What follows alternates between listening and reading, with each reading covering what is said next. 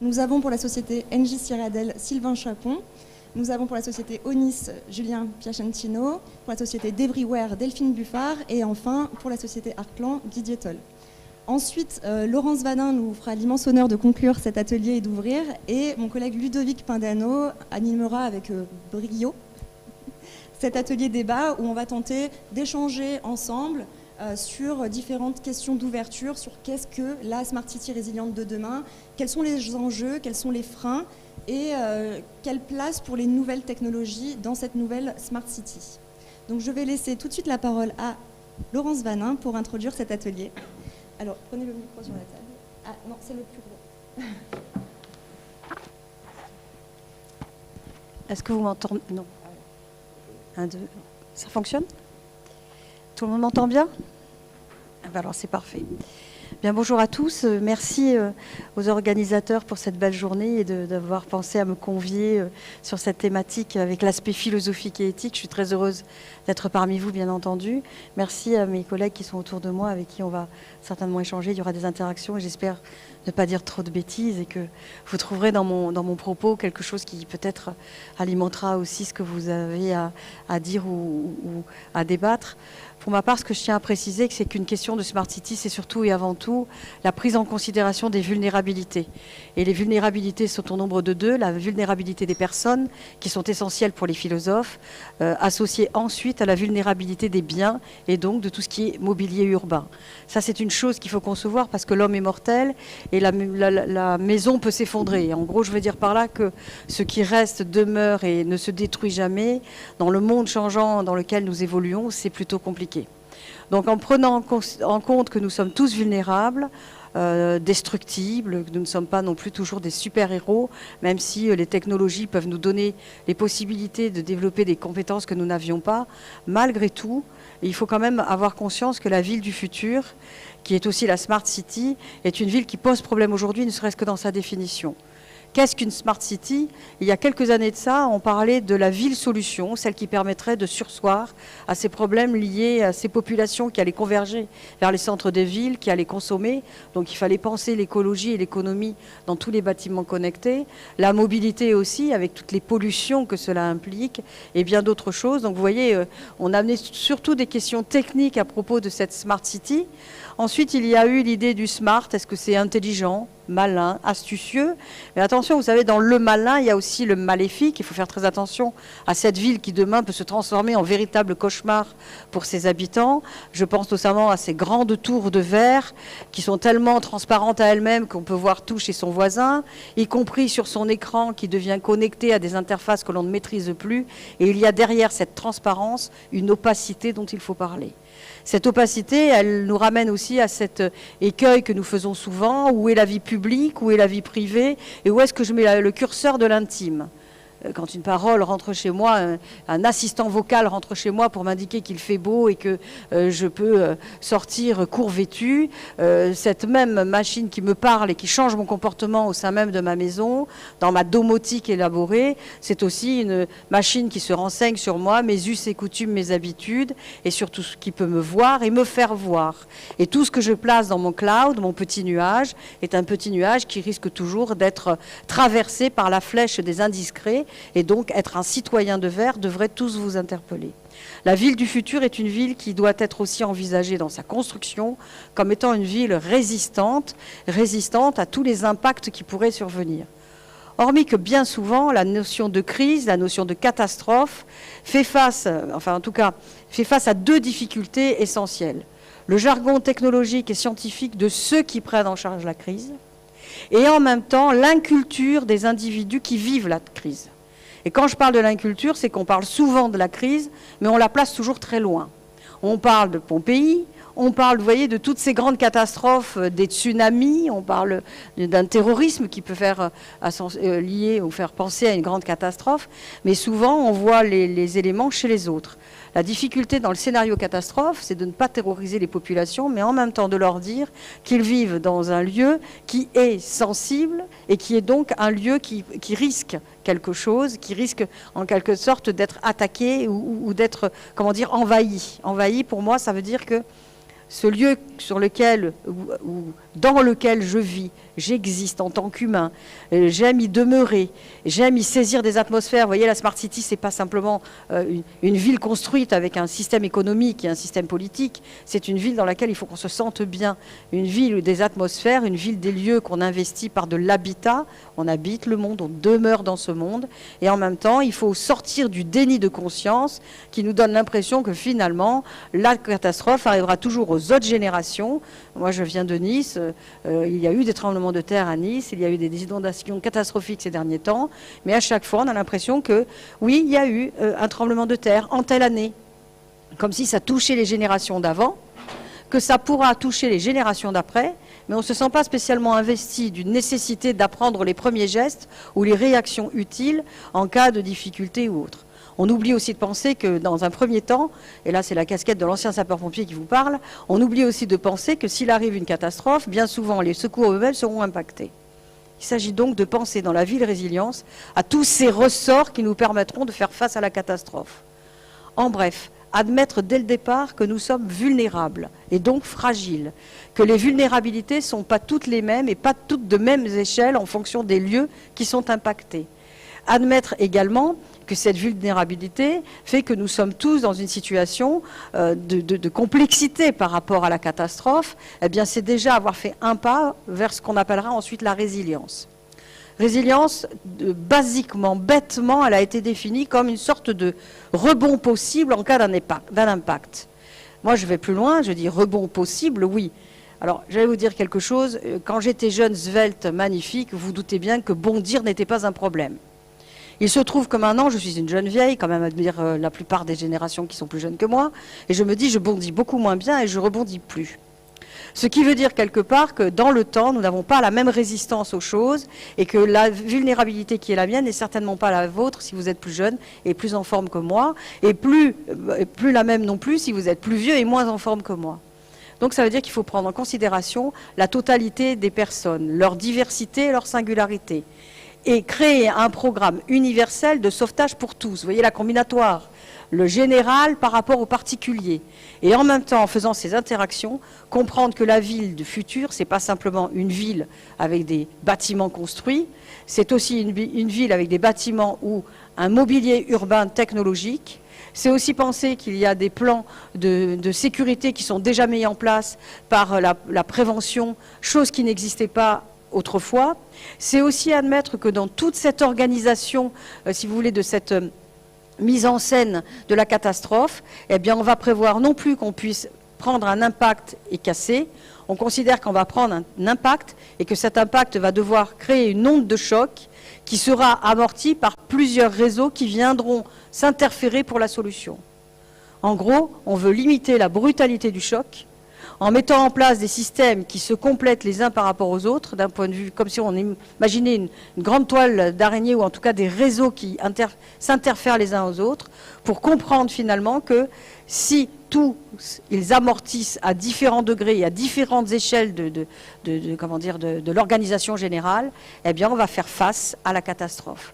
La résilience, c'est plus donc le bon et l'impact, c'est la façon dont des systèmes qui sont combinatoires et qui sont complexes et qui sont reliés vont amortir à différentes échelles la totalité de l'impact pour répartir la puissance de l'impact en différents endroits. C'est ça la résilience de la ville. Et quand on a compris ça, ça veut dire qu'il y a énormément de chantiers à mettre en œuvre, à commencer par, si on est un citoyen, il faut être un citoyen éduqué à la possibilité de la catastrophe. Donc nous avons tous notre part à jouer. Ceux qui vont créer les systèmes pour penser les choses vont devoir le faire en imaginant que la plupart des individus sont dans le déni de la catastrophe toujours rendue possible. Troisième axe, envisager aussi les sapeurs-pompiers, les équipes de secours, police, gendarmerie et bien d'autres qui interviennent avec du matériel de plus en plus sophistiqué. Mais malgré tout, il y a des humains qui sont à l'œuvre dans l'exercice du porter-secours. Et quand on a cette réflexion sur le porter-secours, eh bien on se dit aussi qu'il faudra envisager comment les structures, la nature, les vivants en général, eh bien, subissent l'impact d'une crise lorsqu'elle est assez puissante. Donc vous voyez, quand on parle de Smart City, de résilience, et il y a beaucoup de choses à dire. Vous savez, un propos introductif, vous m'avez donné la tâche la plus difficile. En 8 minutes, alors qu'il y a tant de choses à dire pour définir une Smart City, c'était complexe. Mais je voulais vraiment partir de ces éléments qui sont des facteurs importants. 1, la vulnérabilité des personnes et des biens. 2, les territoires qui maintenant sont organisés, maillés de telle façon qu'un impact ne tombe pas qu'à un seul endroit, il se répercute un peu partout pour faire un effet d'amortissement de l'impact. 3e point, former les sapeurs-pompiers à la catastrophe du futur, gérer autrement, parce que le pompier d'hier n'a plus rien à voir avec le pompier de demain. 4e point, voir aussi comment la ville elle-même, parce que stratégiquement, les smart cities sont toujours localisées. On ne parle pas de la Smart City de la même façon quand on est sur les pentes d'un volcan, entre guillemets, et lorsqu'on est dans un endroit où il peut y avoir des inondations. Les reliefs sont différents et la nature dicte sa loi.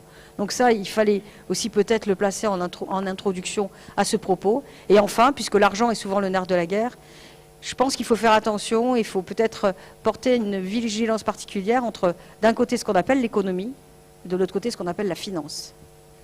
On l'a vu avec l'impact de la crise Covid. La finance a aidé pour qu'on évite la catastrophe économique. Vous voyez, on n'est plus dans le même sujet. Et ça veut dire que le financement, il peut aider à quoi?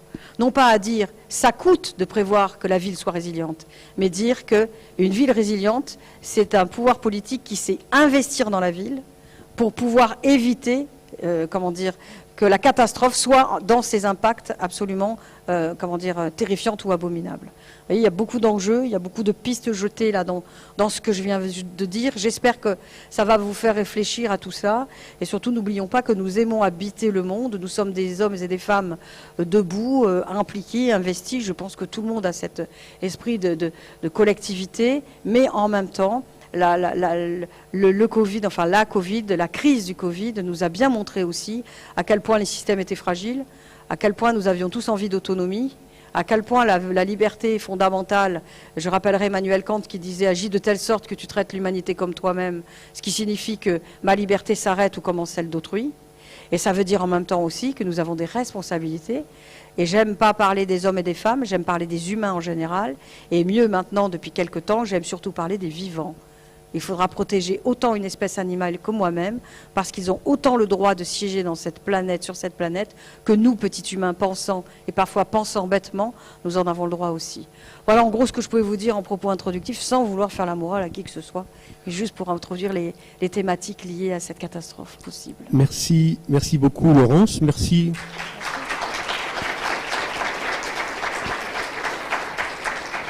Merci pour ce propos introductif extrêmement clair. Merci d'avoir cassé l'ambiance. Puisque nous sommes tous arrivés ici avec les yeux qui brillaient autour de la Smart City et de la Safe City. Donc j'ai retenu, je plaisante bien sûr quand je dis que vous avez cassé l'ambiance, hein, quoique je plaisante pas toujours. Je voulais surtout rebondir sur quelques termes. Vous avez parlé de vulnérabilité, vous avez parlé de réseau. On a bien compris que derrière l'intelligence humaine, on avait aussi une intelligence qu'on qualifie aujourd'hui d'artificielle qui pouvait nous aider à peut-être mieux réagir, mais avec ses limites. Il y a cette notion de risque et de menace. Derrière les risques et les menaces, il y a le risque cyber et aujourd'hui la menace cyber qui n'est pas anodine, hein, puisque les derniers événements en France, notamment dans le système hospitalier, ont eu des conséquences absolument catastrophiques. Donc je vais tout de suite donner la parole à Sylvain Zegni de l'Université Gustave Eiffel, donc du laboratoire Ville, Mobilité, Transport, avec une question en 8 minutes. Que devrait faire la Smart City pour être cyber résiliente? Alors, beaucoup de choses, bien évidemment, mais tout d'abord, la Smart City, c'est bien entendu des acteurs, des technologies, et parmi ces acteurs, il y a effectivement des humains, et les humains sont faillibles, et c'est peut-être la principale source des cyberattaques, en tout cas, pas simplement des systèmes techniques. Donc j'aimerais insister simplement sur le fait que les cyberattaques, ce n'est pas de la science-fiction, on en vit tous les jours. Vous avez vu le fameux Colonial Pipeline aux États-Unis. Hein, donc que ces cyberattaques soient le fait de hackers amateurs ou simplement de services secrets d'État ou d'agences étatiques, le problème reste le même. C'est-à-dire c'est effectivement la vulnérabilité de systèmes. Et pourquoi ces systèmes sont vulnérables? D'abord parce qu'ils sont interopérables. Ils sont imbriqués. Ils sont de générations aussi différentes. Et là, j'aimerais insister sur un point. Les collectivités territoriales investissent dans des équipements, dans du matériel, sans véritablement qu'il y ait de suivi. C'est-à-dire qu'effectivement, derrière, on a des générations de matériel qui ne sont pas cohérentes entre elles, ce qui induit des failles aussi dans le système technologique. Alors bien entendu, on a tous en tête des catastrophes, on pourrait faire péter des centrales nucléaires, vous mettre 40 ou 50 degrés dans vos appartements alors qu'il fait déjà dehors 40 degrés. Bon, on peut modifier les systèmes de chauffage, de circulation, etc. On peut tout imaginer dans ces catastrophes. Alors, d'autant plus que si je prends une récente étude de la Fédération nationale des collectivités concédantes et régies, 84% des collectivités interrogées manquent de maturité. Et quand on dit manque de maturité, ça veut dire qu'elles ne se rendent pas compte des risques qu'elles prennent.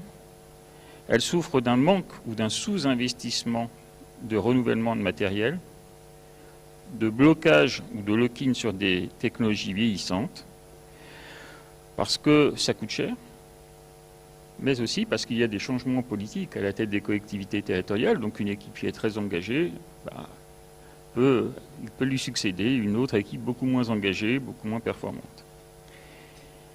Donc la première idée, c'est celle-là. Quand vous avez 84% des collectivités locales dans ce sondage qui sont peu matures, ça veut dire que l'amplitude des risques, elle est excessivement élevée. Bien entendu, ça pose aussi le problème de la gouvernance et des acteurs. Parce que derrière, on a certains acteurs qui sont présents ici, des grands groupes, mais on a aussi des collectivités territoriales, on a aussi, bien entendu, des entreprises, des PME, des habitants, des gens qui circulent, des gens qui travaillent sur ces territoires. Cela pose véritablement un problème de gouvernance, pas simplement des données, mais de l'appropriation du système, y compris par les citoyens. J'ai par exemple l'exemple en tête d'Issy-les-Moulineaux, où vous aviez un système de lunettes, vous savez, Google Glass, qui avait été mis en place pour les habitants. Les habitants l'ont refusé. De même qu'ils ont refusé les aides, par exemple, les aides vocaux, etc.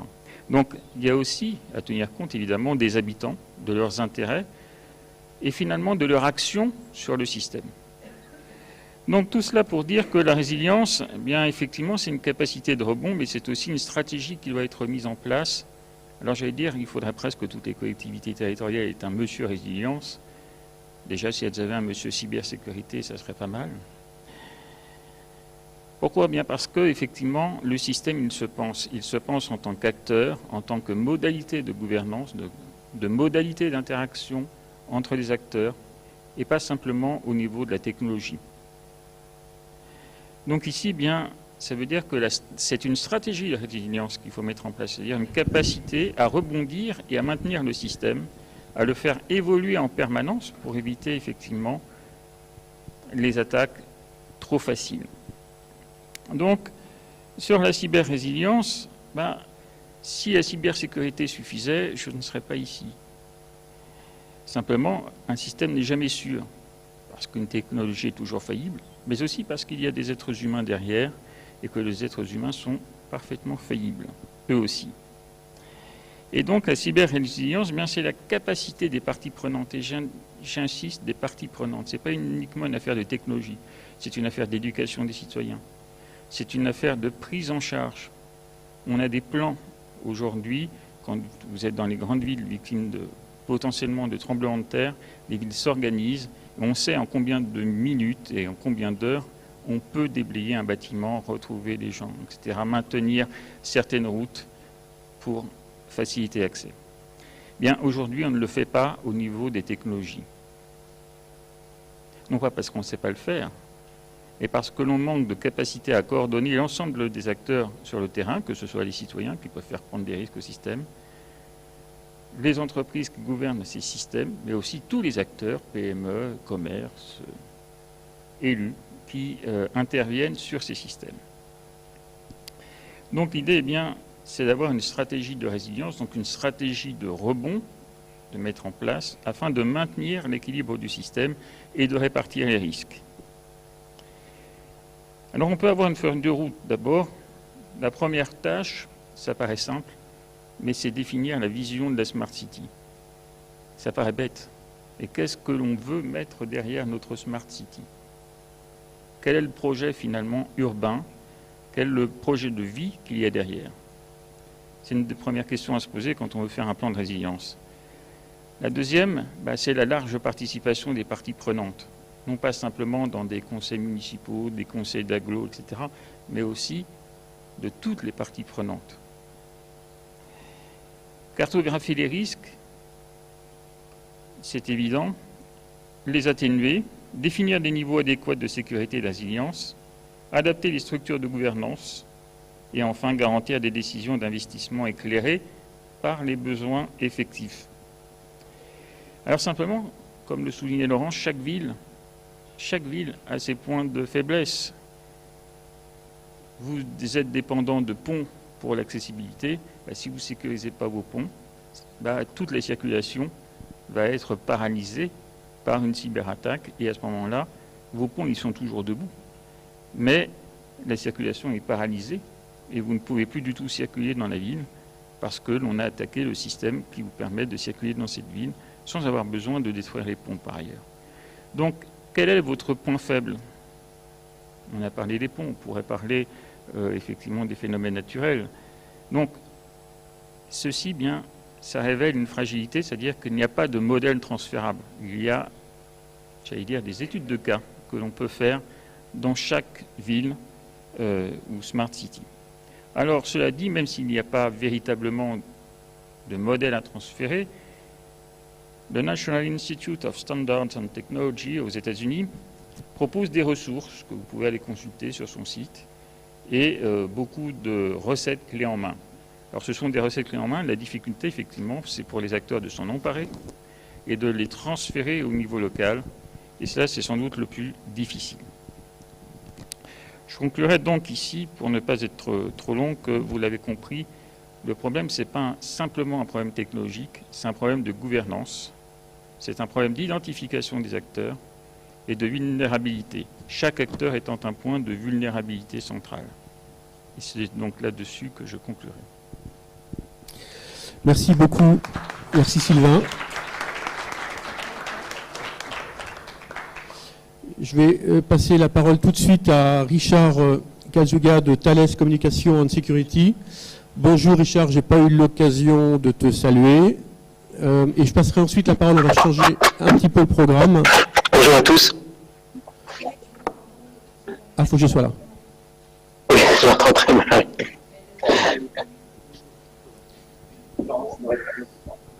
Bonjour Richard.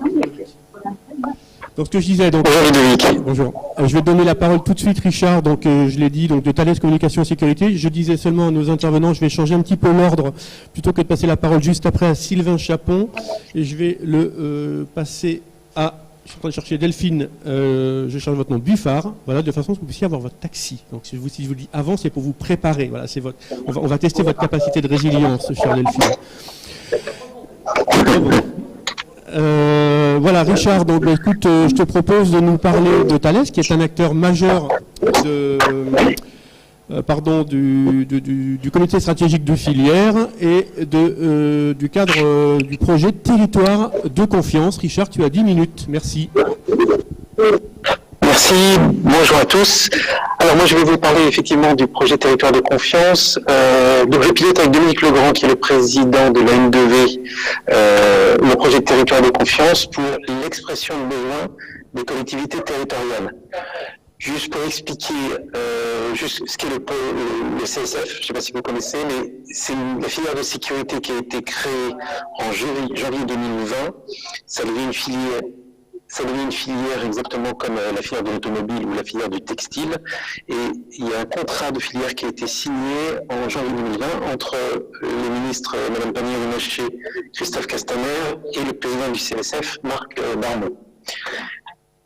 Voilà, donc c'est autour de 5 projets, certainement, vous connaissez, il y en a dont on entend énormément parler, c'est la sécurité des Jeux Olympiques, autour de l'identité numérique, du cloud souverain, de la cybersécurité, et le dernier qui sont les territoires de confiance. Donc ce projet est un peu moins visible que les autres. Ceci dit, on a plus d'une centaine de participants dans le groupe de travaux. On a une quinzaine de représentants de collectivités territoriales, une quinzaine de collectivités territoriales qui travaillent avec nous et des représentants de l'État. On a des industriels de la filière et on a des échanges bien sûr avec d'autres groupements, comme effectivement d'autres groupements ou d'autres pôles de compétitivité, que ce soit le pôle SAFE, le pôle systématique. On a des groupements GICAN, GICAT, les autres projets de la filière bien sûr, et le label des villes durables. Voilà, juste pour le contexte.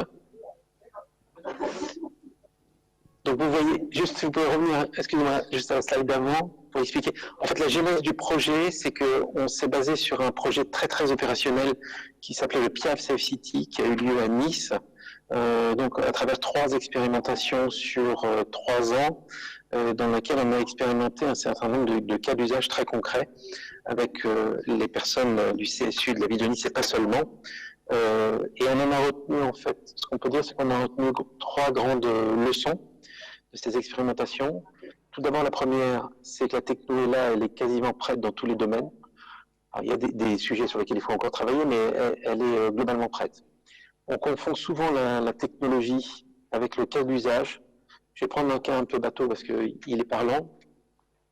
Parce que dans ces expérimentations, on avait de la reconnaissance faciale. Donc, la reconnaissance faciale, qui est une technologie, quand vous l'utilisez pour déverrouiller votre téléphone ou que vous l'utilisez, par exemple, dans le cas de contrôle d'accès biométrique, ça ne pose aucun problème. En revanche, à partir du moment où vous l'utilisez comme technologie pour reconnaître des personnes dans une foule, ça pose débat. Donc, nous, la leçon qu'on retient de ce projet, par exemple, c'est qu'il ne faut absolument pas parler de reconnaissance faciale, mais parlons des cas d'usage. Voilà. On a d'autres exemples avec des drones pour éteindre un feu. Les pompiers s'en servent très souvent. Ça pose pas de problème, ça fait pas de débat. Par contre, pour utiliser des drones dans le cadre du maintien de l'ordre, là, ça pose un gros problème. La troisième leçon qu'on retient du projet Piave Safe City, c'est que la valeur ajoutée et les gains de la technologie sont énormes, sont réels, mais on les valorise absolument pas. Ils doivent être beaucoup mieux valorisés et beaucoup mieux mesurés. Donc, on s'est nourri pour le projet Territoire de confiance, on s'est nourri des résultats du Piave Safe City et des questionnements. Et on a repensé en fait l'approche dans le projet Territoire de confiance du CSF en faisant plusieurs choses. La première chose, c'est en fédérant un ensemble de collectivités d'industriels pour dessiner la transition vers les territoires intelligents et sécurisés. En posant des principes pour nos travaux, on donne la parole aux collectivités territoriales. Donc, toutes les collectivités territoriales avec lesquelles on travaille, les premières séances de brainstorming nous ont servi à sortir les 10 thèmes, les 10 grandes préoccupations de ces collectivités. Chaque groupe constitué par une collectivité est piloté par une collectivité, c'est-à-dire que tous les groupes de travaux, c'est une collectivité locale qui les pilote. Et on part du besoin, bien sûr, et pas de la technologie. Voilà. Donc, on a, bien sûr, au-delà du cercle, donc on a un cercle, on a une dizaine de thèmes qui sont représentés ici, et je vais en reparler. On a essayé de nouer un dialogue très étroit entre les collectivités territoriales et les industriels de la filière de sécurité, et on voulait absolument créer une dynamique de transformation des territoires. Et au-delà du cercle, bien sûr, on échange avec tous les acteurs dont j'ai parlé tout à l'heure. Et on s'est défini un certain nombre d'objectifs pour nos travaux. Ça, on a fait ces objectifs avec les quinzaines de collectivités territoriales avec lesquelles on travaille. La première, c'est on veut contribuer au développement et à l'attractivité du territoire. Ça, c'est essentiel et on veut se servir des différentes opportunités pour mettre en valeur les services innovants qui sont développés par les acteurs locaux. C'est vraiment tous les projets locaux, on veut les mettre en valeur. On veut améliorer le pilotage des territoires. Ça, c'est un deuxième souhait très fort des collectivités. Et d'ailleurs, on le voit, si on regarde à travers la crise Covid, tout de suite, les exemples qui nous ont été donnés, c'est on a plein de choses pour lesquelles on pourrait mieux piloter un territoire. Par exemple, l'organisation des vaccinations, c'en est une. Comment avoir une situation globale du Covid pour notre région, pour notre département, pour notre ville. Et puis, après, c'est comment, par exemple, aussi, grâce à la technologie, mieux assurer la distanciation sociale. Donc, améliorer le pilotage des territoires, pour eux, c'était un sujet important. On a aussi comme objectif de déployer rapidement en toute sécurité et souveraineté des nouveaux services. Là, c'est un des points qui est remonté et c'est un des objectifs dans nos groupes de travaux. Les services n'arrivent pas assez vite. On a trop de délais. Quand on a un besoin, une crise, etc., il faut trop de temps pour amener des services. Voilà, en plus, dans nos groupes de travaux, on a créé un lien très fort entre les acteurs, c'est-à-dire des territoires, les collectivités, l'État, les citoyens, les associations, les entreprises, et c'est pour ça que ça fait énormément de monde dans nos travaux. Et bien sûr, on favorise le partage entre les collectivités, les différentes collectivités. Par exemple, quand on parle de partage, vous savez qu'actuellement, il y a la mise en place de CERT et de SOC en région. Beaucoup de collectivités, au sein de nos travaux, ont une parole libre et ont pu échanger largement, que ce soit Saint-Quentin, que ce soit la métropole de Lille, ou Rennes Métropole, ou même la région PACA. Tous ces acteurs ont échangé largement sur la mise en place des CERT et des SOC en région. Donc si on revient, pardon, juste avant, excuse-moi, si on revient aux différents thèmes, donc on en a défini 10 et il y en a 7 qui ont très bien avancé. Le premier sujet, qui est piloté par Mona Treikia, donc vice-présidente de solutions numériques pour Pleine Commune, celle-là c'est comment valoriser et quel modèle économique de la donnée, ça c'est le premier sujet, donc comment je valorise et j'exploite mieux mes données. Donc ça c'est un sujet qui fonctionne plutôt bien pour lequel on a les résultats et on commence à avoir des notes et des présentations intéressantes. Le deuxième c'est sur la protection efficace du territoire de confiance. C'est la cybersécurité mais vraiment pour le territoire. Pour éviter les accidents comme il s'est passé à Angers, où Angers a été bloqué quasiment 2 mois. Et alors, ce sujet est piloté par la ville par la métropole de Rennes, c'est Paul-André Pincemin, chez nous, qui pilote ce sujet. Donc, quelqu'un aussi de collectivité de métropole de Rennes. Et dans les premières réponses concrètes, bien sûr, pour répondre à la cybermenace, on a un groupe de travail sur la mise en place des CERT et des SOC. Et là, c'est la ville de Saint-Quentin en Yvelines avec la métropole de Lille, donc avec Jérôme Buzyn, qui travaille sur ces sujets. Il y a un sujet aussi qui est le quatrième sujet de forte préoccupation des collectivités, c'est comment est-ce que j'assure le même niveau de service sur l'ensemble du territoire. Ça, c'est une de leurs préoccupations. Comment est-ce que je m'assure qu'au fin fond de la campagne ou au centre-ville, j'ai le même niveau de service et au même tarif. Là, on se sert des travaux qui ont été faits, du projet réussi de Ciel 42.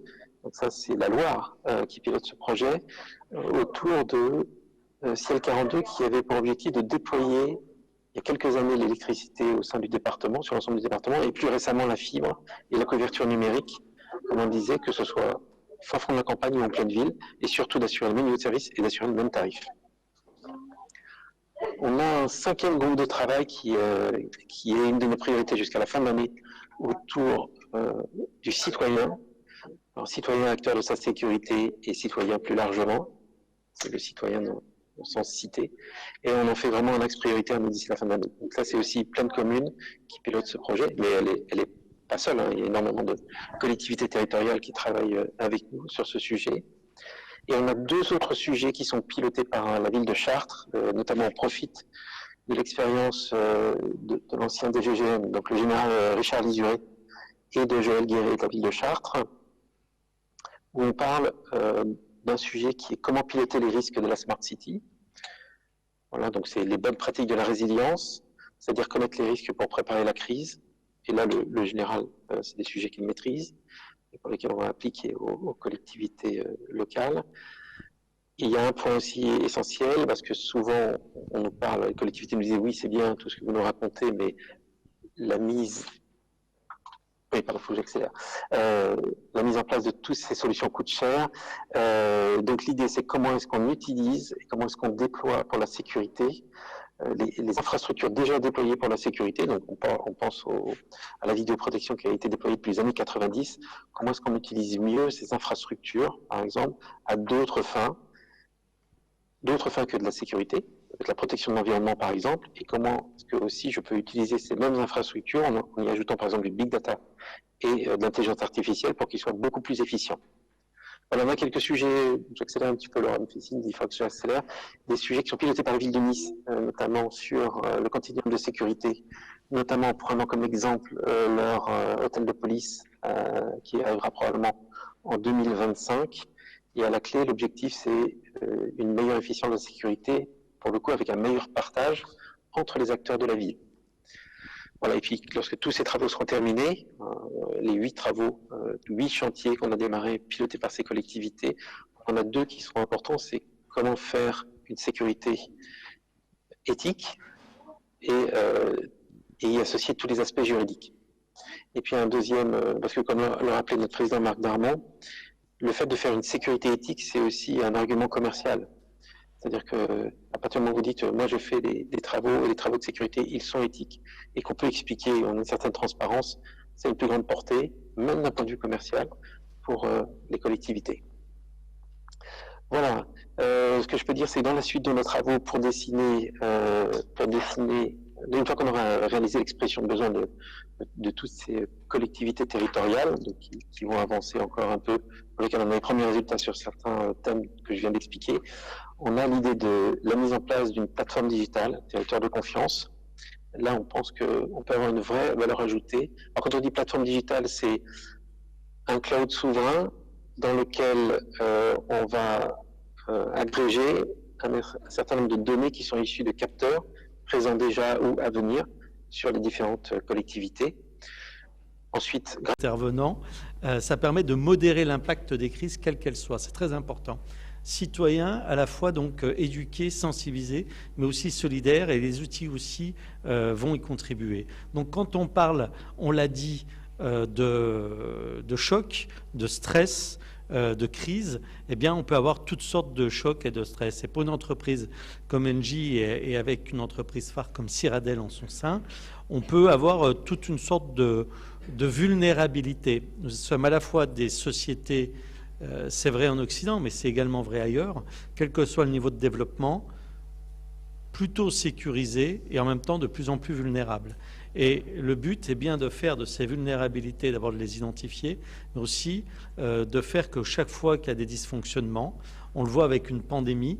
Regardez, une pandémie, c'est quelque chose qui ne touche pas matériellement les infrastructures, c'est quelque chose qui vient de l'humain et qui désorganise de fait les dispositifs qu'on a mis en place. C'est une désorganisation humaine, la pandémie, d'abord en termes de résilience, avant de toucher aux tuyaux, au réseau. Nous, Engie, nous sommes un opérateur d'infrastructures et de services. Eh bien, la pandémie, c'est d'abord un challenge pour continuer le service et les poursuivre.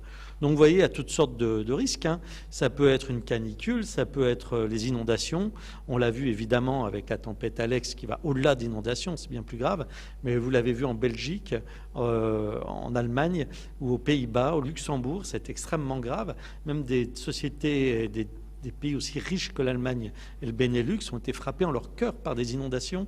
Donc, à chaque fois, on essaye de trouver des solutions et d'identifier. Pour identifier, d'abord, on a une démarche qui est chronologique.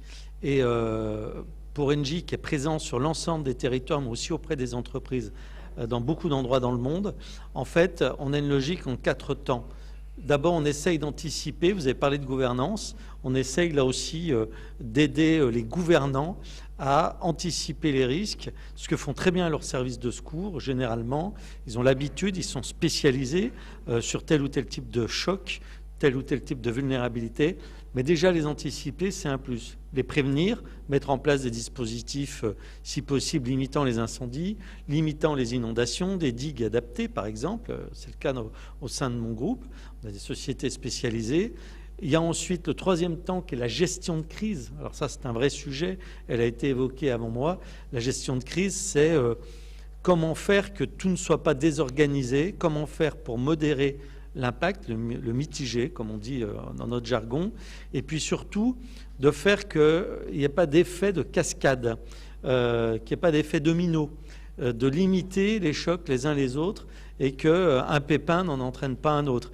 Et la règle, on le connaît en termes de risque, la multiplication des petits dysfonctionnements aboutit souvent à une catastrophe. Et alors quand vous êtes en période de crise, qu'elle est là, c'est vraiment la chose que vous devez éviter. Et donc la gestion de crise, le crisis management doit être un pôle très important avec des outils adaptés tels que les tableaux de bord, des plateformes et puis n'oubliez pas l'humain, solidarité entre les gens, avec leurs voisins, tout simplement, au sein de leur cellule. Et puis ensuite, c'est un pas qui est souvent oublié, mais auquel nous, on tient particulièrement, c'est reconstruire mieux après. Le Build Back Better, c'est quelque chose de très important. On a tous dans notre esprit des cyclones et on se dit mais ils reconstruisent après. C'est vrai aux États-Unis, pays développés, ils ont l'habitude des cyclones, ils ont des maisons en bois, on voit souvent ça dans les films, et hop, ils reconstruisent ou sur leurs grandes plages, etc. En fait, c'est plus compliqué que ça. Le Build Back Better, c'est d'abord une reconstruction matérielle, une reconstruction des réseaux pour que la continuité de service ait pu être effectuée, mais c'est aussi, vous l'avez dit, madame, l'aspect humain, c'est comment les communautés se relèvent. Et toutes les cultures sont différentes. J'ai discuté tout récemment avec des Sud-Coréens qui, eux, ont l'habitude, alors eux, ils ont absolument toutes les catastrophes possibles régulièrement, on en parle peu en Europe, eh bien, les Coréens, ils ont une capacité de s'organiser, qui est encore différente de celle des Japonais, etc. Et donc, construire mieux après, c'est aussi repenser les infrastructures, repenser les outils digitaux, repenser les 3 temps que je viens de décrire, avec des infrastructures, du matériel, mais aussi des dispositifs et des méthodologies d'organisation qui sont proposées, qui sont, dans le meilleur des cas, c'est vraiment l'idéal, co-construites.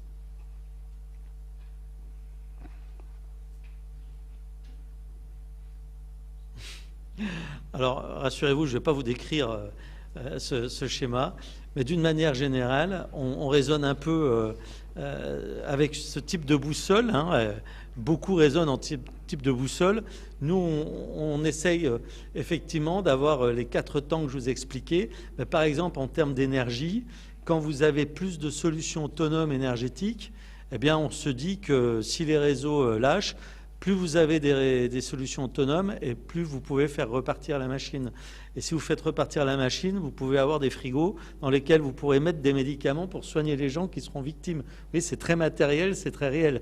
Des routes, vous avez évoqué les ponts à juste titre, des routes pour que les services de secours puissent se déplacer, des flottes éventuellement de drones, des capteurs suffisamment bien installés qui permettent de transmettre l'information, qui sera concentrée par des outils d'hypervision ou autres qui permettront la prise de décision, le déploiement des forces de secours. Tout ça, vous le retrouvez dans cette boussole qui est assez cohérente, qui est souvent assez bien préparée. L'aide à la gestion de crise, la notion de tour de contrôle, c'est quelque chose qu'on retient en termes de risque et de vulnérabilité. Mais même en dehors des crises, ça participe, ne l'oublions pas, Madame l'a évoqué, c'est aussi pour les collectivités une valeur ajoutée. Ça participe, ici on est dans une région qui a énormément d'atouts, dont le tourisme, à la sauvegarde de ces territoires, de ces paysages, à son attractivité économique, à la création de valeur. Le bien-être, la sécurité, ça fait partie de la résilience. Le résiliere, le rebond latin, on le retrouve aussi ici, c'est aussi continuer le service, mais être capable de faire face par ce type de gestion.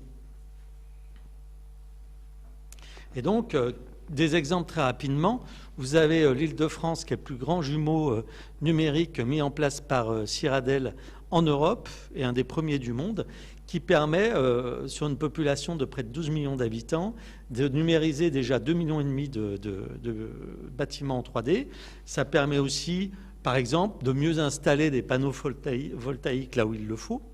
Ça permet aussi d'avoir une approche en matière de gestion des trafics routiers et donc de limiter la pollution, de mieux organiser par exemple des tiers-lieux pour le coworking. Beaucoup de jeunes ici, et ils savent que de plus en plus le mode de travail sera encore plus nomadisé que celui qu'on connaît aujourd'hui.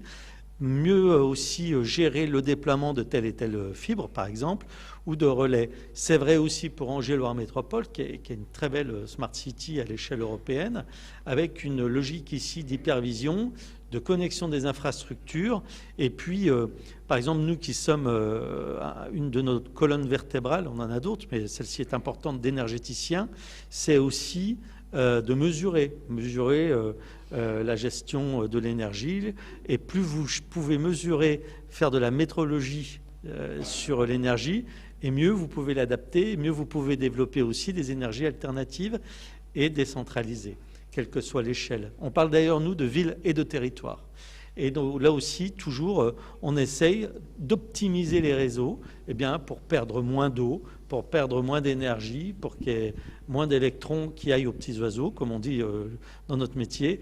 Et ça aussi, ça fait partie de la résilience financière d'un territoire. Et puis bien sûr, à Monaco, qui est un exemple mondial en matière d'excellence à la fois de gouvernance, de défis bien sûr d'hyperdensité du territoire, mais aussi de rayonnement international avec une assise sur le bien-être, sur un urbanisme qui doit être planifié de manière extrêmement fine, et puis faire face aussi aux enjeux, vous l'avez dit Madame, maritimes, sismologiques qui existent ici, et puis tout ce qui peut toucher des régions sur le littoral, canicule par exemple.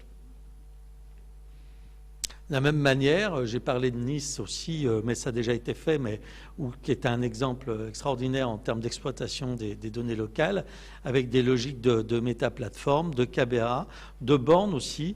Et puis, je terminerai sur, puisque ça a déjà été cité, en particulier sur Niterói, qui est dans l'état de Brasilia au Brésil, et qui, pour nous, était un enjeu important parce que dans ce type de ville, vous avez une forte concentration démographique, vous avez des flux automobiles terribles, c'est une rade, donc vous connaissez les problèmes de rade ici, c'est que c'est moins évident à gérer d'un point de vue de la circulation, pollution, insécurité croissante. Quand vous avez un climat général de gens qui ont des accidents, c'est pas bien bon non plus pour la sécurité d'une manière générale, au-delà de la sécurité routière, pour la santé, en particulier des plus vulnérables. Et là aussi, le fait d'avoir mis en place des systèmes extrêmement fins, à la fois basés sur des plateformes de gestion individuelle, d'accès aux plateformes, mais aussi aux réseaux sociaux et de coordonner l'ensemble, ça a permis de fluidifier, ça continue d'ailleurs de manière extrêmement positive, l'ensemble du bien-être dans cette ville. Elle est devenue plus résiliente, même au niveau de l'éclairage, de la biodiversité, parce qu'on l'a vu, ça en fait directement partie. L'éclairage public, ça fait aussi partie de nos métiers. Et quand vous arrivez à la fois à concilier sécurité, sûreté au sens général et bien-être, puisque toucher par exemple au trafic automobile, c'est aussi toucher à la pollution, c'est toucher aussi au risque, aux surcharges pour les hôpitaux, surcharges pour les services de secours. Vous arrivez à une ville plus résiliente pour ses propres, j'allais dire, vulnérabilités, mais aussi pour faire face aux crises. Merci beaucoup. Merci beaucoup. Écoutez, la transition est rêvée puisque on parle de fluidité, on parle de flux. Donc je vais maintenant laisser la parole à Julien Piacento de la société Onis. Au revoir Delphine, merci beaucoup, bon retour. Au revoir. Donc Julien va nous parler effectivement de la gestion des flux et en quoi la gestion des flux peut justement améliorer la résilience d'une ville, d'un territoire, mais peut-être de façon encore plus ciblée. D'un opérateur de grand événement par exemple, et comment la gestion de ces flux, qu'on parle de voitures, qu'on parle de piétons, qu'on parle d'un autre moyen de mobilité, peut avoir des conséquences extrêmement bénéfiques, tant dans le domaine de la sûreté que de la sécurité. Merci Julien. Merci Ludovic. Bonjour mesdames, bonjour messieurs. Merci de nous accueillir ici à Aix aujourd'hui et merci à Safe pour votre invitation. Alors effectivement, je représente la société Onis. Nous sommes basés à Sophia Antipolis, donc nous sommes presque voisins. Nous sommes spécialisés dans la gestion des flux des personnes dans les environnements urbains. Et quand on dit personnes, nous on s'est focalisé sur le piéton à travers deux types de solutions, de la simulation, donc pour la planification, et de la gestion opérationnelle temps réel, pour l'exploitation de l'information. Ces solutions ont été labellisées par le comité stratégique de filière d'industrie de sécurité pour les Jeux Olympiques de Paris 2024, chose dont nous sommes très fiers. Et nous travaillons avec un vaste éventail de clients, collectivités, institutionnels, des constructeurs comme Bouygues, la Principauté de Monaco, qui manifestement est partout, et on leur remercie, et de forts liens avec le monde académique. Alors je me suis livré également à l'exercice de recherche d'une définition de la ville résiliente. Quand on tape définition résilience sur Google, il y a 3 444 000 résultats. Alors j'ai fait un travail de fond. J'ai lu chaque définition de la première page. Et j'en ai retenu une qui de mémoire, revient à dire, c'est faire le constat, prendre acte d'une situation, identifier ses causes et bâtir pour le futur avec durabilité. Et ce mot-là n'est pas anodin. Et pourquoi j'aime cette définition? C'est parce qu'elle s'applique aussi bien à la ville, qu'on va aménager, qu'à la personne, au piéton, à ce qu'on fait pour être résilient pour notre vie. Et finalement, c'est la personne qui fait la ville aujourd'hui. C'est vous, c'est moi, c'est l'ensemble des habitants de Aix, et pour faire un petit peu du John Lennon du monde, quelque part. Et à nouveau, ce n'est pas anodin parce qu'on va penser la ville pour la personne. Et c'est ce qu'il faut faire si on veut être résilient, autour de 3 axes. L'aménagement, comment est-ce qu'on va configurer le bâti, là où vont évoluer les gens. La mobilité, comment est-ce qu'on va faire évoluer et agréger un piéton qui marche sur un passage flouté et une trottinette à fusion nucléaire, par exemple, ou encore un véhicule volant autonome. Et la sécurité, ça paraît évident, mais vous voyez qu'il y a un nouveau mot que j'ai ajouté qui est le sanitaire. Chose qui est maintenant un peu ancrée dans les esprits, malheureusement durablement, mais on ne peut plus s'en exonérer. Alors vous voyez ici une simulation de la place Masséna, son jumeau numérique que nous avons reconstruit, et je vois dans la salle quelques-uns de nos partenaires en matière de jumeaux numériques. Et donc nous avons simulé la marche nominale de cette place Masséna un samedi après-midi. Alors cette place, elle est typique parce que c'est l'archétype pour moi de la résilience. Elle a été pensée pour ça, parce qu'on a des personnes aux comportements différents, avec des usages différents. On a des touristes, on a des personnes qui vont travailler, des employés municipaux, des salariés, on a des personnes qui se rendent à tel ou tel événement, puisqu'on a le théâtre de verdure qui est à gauche, qui héberge fréquemment des concerts, on a des espaces verts à droite avec qui sont des espaces récréatifs pour les enfants, avec des fontaines, des jeux d'eau. Et cette place est régulièrement reconfigurée à l'occasion de Noël, à l'occasion, vous le verrez après, du marché de Noël, du festival du jazz. Donc elle est multi-usage, multi-comportement, multi-acteur, on va le dire, et elle a été pensée pour agglomérer et faire cohabiter toutes ces différentes personnes. Vous voyez un tramway, il y a des voies pour les véhicules, et on y croise effectivement beaucoup de trottinettes et les fameux vélos bleus. Et donc, on a procédé à cette simulation pour montrer quelque part, et c'est l'enseignement qu'on en tire, que les flux des personnes doivent impérativement être au centre de la gouvernance urbaine aujourd'hui, si on veut penser la ville de demain efficacement, avec toutes les problématiques que j'ai décrites. Dans ce sens, on a travaillé par exemple avec le gouvernement monégasque pour la mise en place d'un TCSP, donc c'est un bus-tram propre, dans une zone qui est toujours actuellement piétonne. Et donc on a travaillé avec eux pour le projet pour simuler la marche de cette zone un jour normal à 30 ans, lorsque le TCSP sera en place, avec tout l'impact sur l'écosystème et l'environnement piétonnier, et pendant tout le phasage de chantier. Parce qu'il ne s'agit pas de dire on pose des briques, on ne regarde pas ce qui se passe autour et advienne que pourra. Ce qui a permis à la principauté de réfléchir déjà aux déviations à mettre en place, au repositionnement des terrasses, au renouvellement ou non de concessions de terrain. Donc encore une fois, une approche globale et durable. Ah bon ? Si, après. Donc si on pense à une approche globale de la ville pour penser la ville, il faut penser à l'échelon un peu plus microscopique, puisque chaque infrastructure doit elle-même être résiliente. Vous voyez ici une gare, c'est un bon exemple, parce qu'une gare aujourd'hui, c'est pas seulement un hub de transport, c'est aussi un centre commercial, c'est aussi un accès à un match de foot, la sortie d'un festival par exemple, et la connexion au reste de la multimodalité. Vous voyez ici un bus, mais on peut avoir un parking, on peut avoir des vélib, des trottinettes en libre service. Donc la gare a différents usages et différents usagers. On va avoir des voyageurs qu'on peut appeler business, qui prennent tous les jours le même train, des familles en vacances, des gens, comme je l'ai dit, qui se rendent par exemple à un match de foot. Et à chaque fois, la gare va être impactée. Fréquentation, comportement des gens, vitesse de déplacement. Lorsqu'on a tous les supporters de telle ou telle équipe qui sortent en même temps d'un match et qui se retrouvent dans la gare, on arrive à une densité qui est quand même assez significative. Et que ce soit pour des futures gares, on a les Jeux Olympiques de 2024 qui se profilent, où là on va pouvoir penser cette gare dès le départ pour tous ses usages, ou une gare existante où on ne peut pas pousser les murs, on va pouvoir travailler sur les procédures, par exemple d'évacuation. Avoir cette réflexion pour chaque structure, ça permet d'arriver à cette cohérence globale. Je peux faire un tic. Et donc les simulations permettent par exemple d'aller montrer, selon chaque scénario, les types de densité pour identifier immédiatement les problèmes de congestion. Encore un tic. Encore un tic. Et également de sortir des cartes de contamination, puisqu'on parlait de Covid, pour montrer où seront les difficultés sanitaires.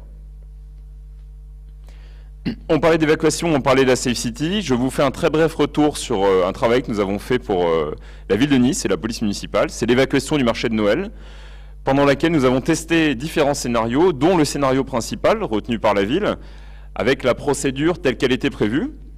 nous avons identifié quelques pistes et quelques points d'attention. On a pu tester d'autres scénarios, montrer les résultats à la ville qui a adopté un scénario final. Et hasard de l'histoire, 15 jours après, il y a eu une vraie évacuation, un colis abandonné. Je précise immédiatement que nous ne sommes pas à l'origine de ce colis pour faire un retour d'expérience grandeur nature, mais le retour proprement dit de la police municipale a été très favorable. Ils ont acté le fait que ça correspondait, le comportement des gens a vraiment correspondu à ce que nous avions montré en simulation. Je vais terminer par un point qui est essentiel, que je vais appeler la résilience au quotidien.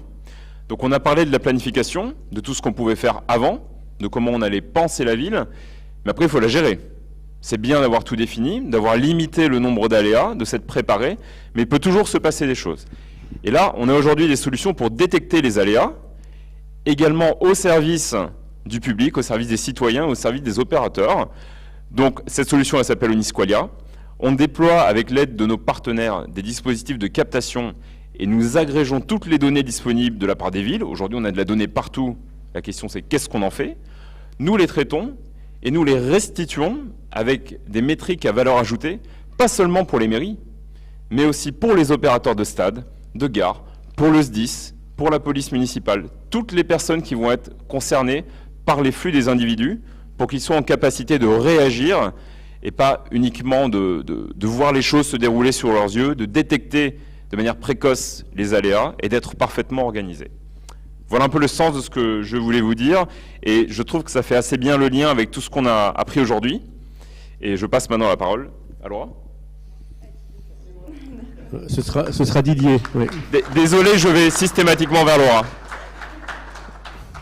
Merci beaucoup Julien. Donc je passe là maintenant la parole à Didier Toll de la société Arclan qui va zoomer cette fois-ci, alors toujours sur le territoire de Nice. Nice est à l'honneur, mais parce que c'est un territoire qui malheureusement a été fortement impacté ces dernières années, tant par le terrorisme, le 14 juillet 2016, que par les inondations et par le risque sismique également. Enfin bref, donc c'est vraiment un territoire alors je ne sais pas si on peut dire un terrain de jeu, mais en tout cas qui mérite qu'on s'y intéresse pour développer les solutions futures. Et donc voilà, je vous laisse nous parler cette fois-ci des PPMS. Merci. Donc Arclan, en fait, Arclan est une PME, on est les locaux de l'étape. On est basé à Aix-les-Milles, donc à peu près 1 km d'ici. On a 30 ans d'existence, un peu plus, puisqu'on a été créé en 87. Et notre métier originel est la diffusion d'alerte en industrie dite critique, classée Céveso, etc. Donc ça, c'est notre métier historique, qui est un métier d'analyse d'images, de vidéosurveillance. Donc ça, c'est partie technologique, afin de travailler sur la diffusion d'alerte. Donc il y a un risque qu'on gère, et voir si on peut prévenir avant que le risque arrive. En fait, c'est là où la vidéo rentre en jeu, et notamment donc avec des algorithmes de reconnaissance de plaques matières dangereuses pour savoir quelle substance peut être en train de traverser la ville au moment de l'impact, de l'incendie, etc. Nous avons travaillé depuis 2 ans avec ce projet que beaucoup de mes partenaires ici ont participé, donc Devryware et Onis, et Thales, sous l'égide de Thales, le projet Safe City. Et notre objectif, en fait, dans cette réflexion de ce projet, pourquoi on s'est positionné, c'est qu'on voulait sortir de la diffusion d'alerte en industrie, c'est-à-dire dans un environnement fermé, contrôlé, avec une hiérarchie, des procédures relativement bien articulées, et aller sur une problématique de la sécurité dans un monde ouvert, sans carcan, ou avec le moins de carcan possible, avec des populations beaucoup plus... moins formées à la sécurité, moins sensibles à la sécurité. Et ça nous paraissait un élément important. Donc, comme tous, on a été touchés psychologiquement par les événements de 2015-2016 qu'on a rappelés. Et ça nous paraissait important de voir si on pouvait participer à cette réflexion et comment aider à ce point-là. Donc, en effet, on a participé à ce projet Safe City, qui est le projet que Thales a mentionné, et qui est avec un terrain d'expérimentation qui était à la ville de Nice. Et nous étions donc concentrés sur la sécurisation des écoles. La sécurisation des écoles, c'est un monde fantastique. Déjà, on y passe tous.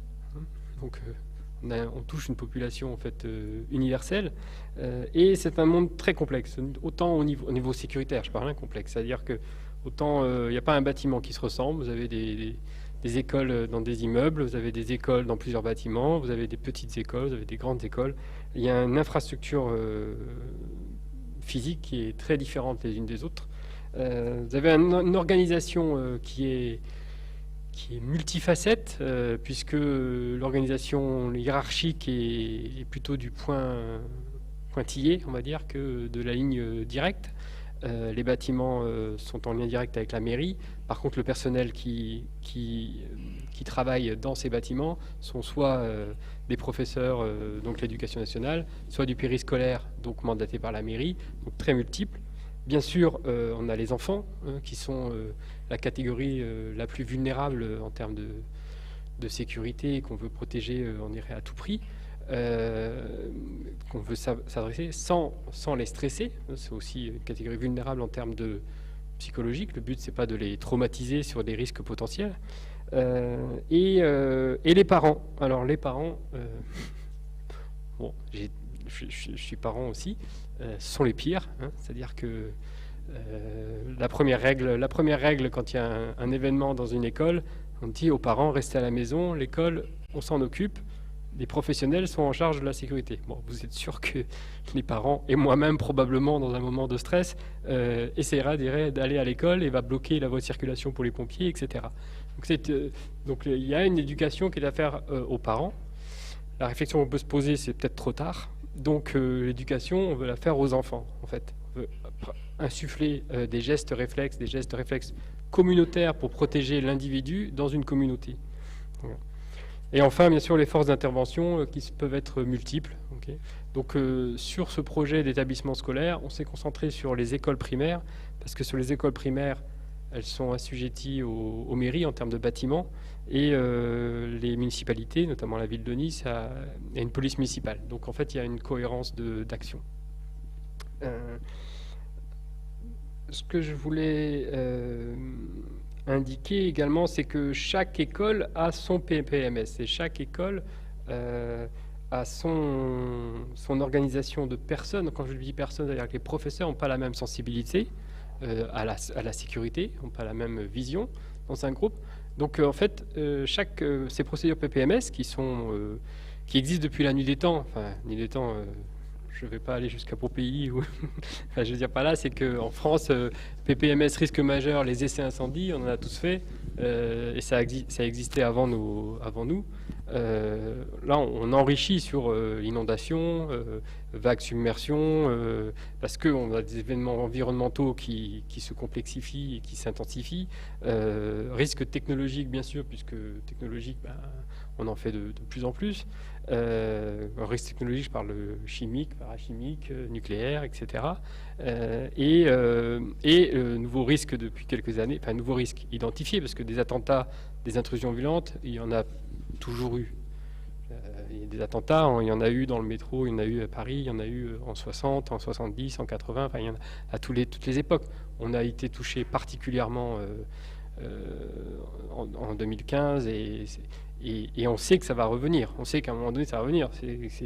C'était pas les mêmes causes, c'était pas les groupements de réflexion de terrorisme qui ont impacté à ces événements-là. Donc en fait, la réflexion, c'est de dire comment on avance pour créer la résilience, comment créer un sentiment de savoir réagir. En savoir réagir, en fait, on devient très reptilien quand il y a une crise, et donc il faut acquérir ces gestes réflexes pour pouvoir bouger, pouvoir agir correctement et pas rester tétanisé devant un événement. Ce qui est intéressant de travailler avec des adultes encadrants comme des professeurs, c'est qu'ils n'ont pas cette fibre sécuritaire et cette fibre, mais par contre ils ont un vécu très riche et très multiple. Nombreux ont fait face ou ont été observateurs d'actes de violence, c'est-à-dire deux parents qui se tapent dessus, un père et une mère qui divorcent et qui se supportent pas. Quand je dis que se tape dessus, c'est à la main, mais ça peut être à l'arme blanche, etc. Nombreux sont les professeurs qui peuvent raconter des histoires qu'ils ont vues de leurs yeux vus, etc. je vais passer à l'autre slide, je ne sais plus où j'en suis, mais... On en était aux gens qui s'aiment. Oui, alors, il y en a quand même. Mais, et donc, le but, je reviens un peu plutôt à ce qu'on avait dit, c'est-à-dire le rétexte, parce que cette expérimentation, donc tout ça, la réflexion que je vous ai partagée, c'est une réflexion qu'on a eue avec les entretiens des écoles. On a voulu travailler sur une solution au service de l'humain, au service de la problématique, et pas, on sait que les technos existent, beaucoup de technos existent, et dire quel techno on va utiliser pour répondre à un besoin. C'est pas le besoin ou le personnel encadrant qui doit s'adapter à son système de sécurité. Son système de sécurité qui doit lui rendre un service, qui doit s'adapter à ses procédures, et comme j'ai indiqué, qui est dans un environnement très très complexe, très flexible, très variable. Donc nous, notre objectif, c'était de construire ça, et les rétextes que je voulais partager avec vous, c'est que on ne peut pas estimer un modèle générique parce que c'est très variable. Donc chaque école peut générer ses propres scénarios. Il faut être capable de générer ses propres scénarios.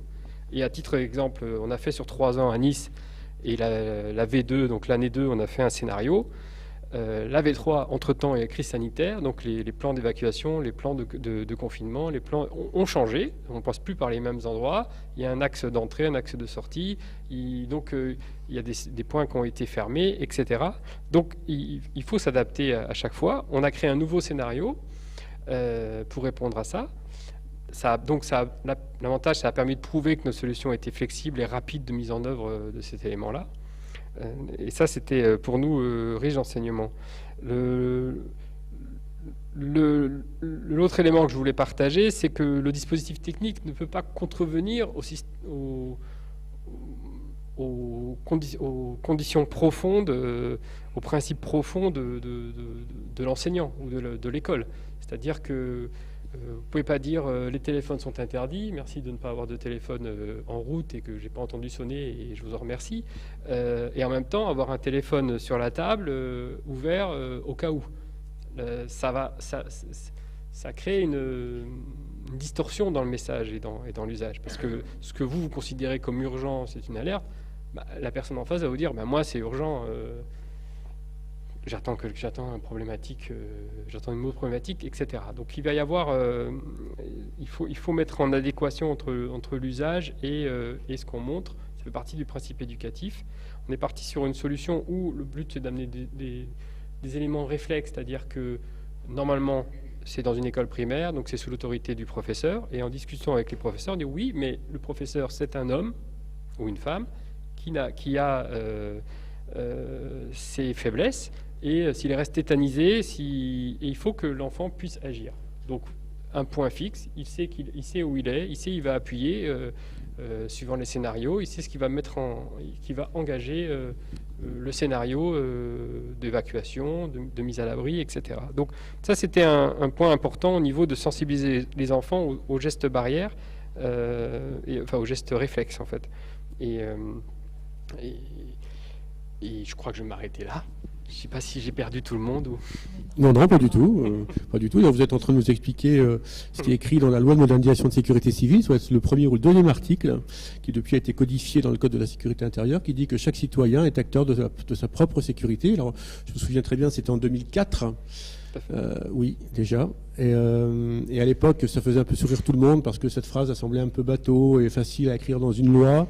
Mais finalement, on s'aperçoit que le système repose essentiellement sur des initiatives individuelles qui doivent s'inscrire dans un cadre beaucoup plus général.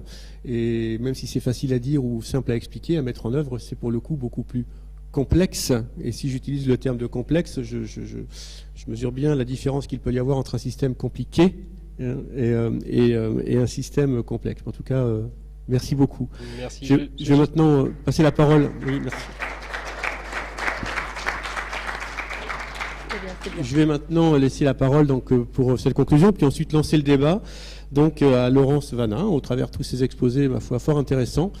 Qu'est-ce que vous en avez retenu? Et puis, allez-y, comme on dit vulgairement chez moi, foutez le bordel, de façon à ce que tout le monde puisse poser les questions qui dérangent. On n'est pas là pour se dire des choses gentilles, mais pour mettre le système en tension, pour qu'on puisse se poser les bonnes questions et tenter d'y apporter les réponses. Qu'est-ce que tu m'as dit, Laura?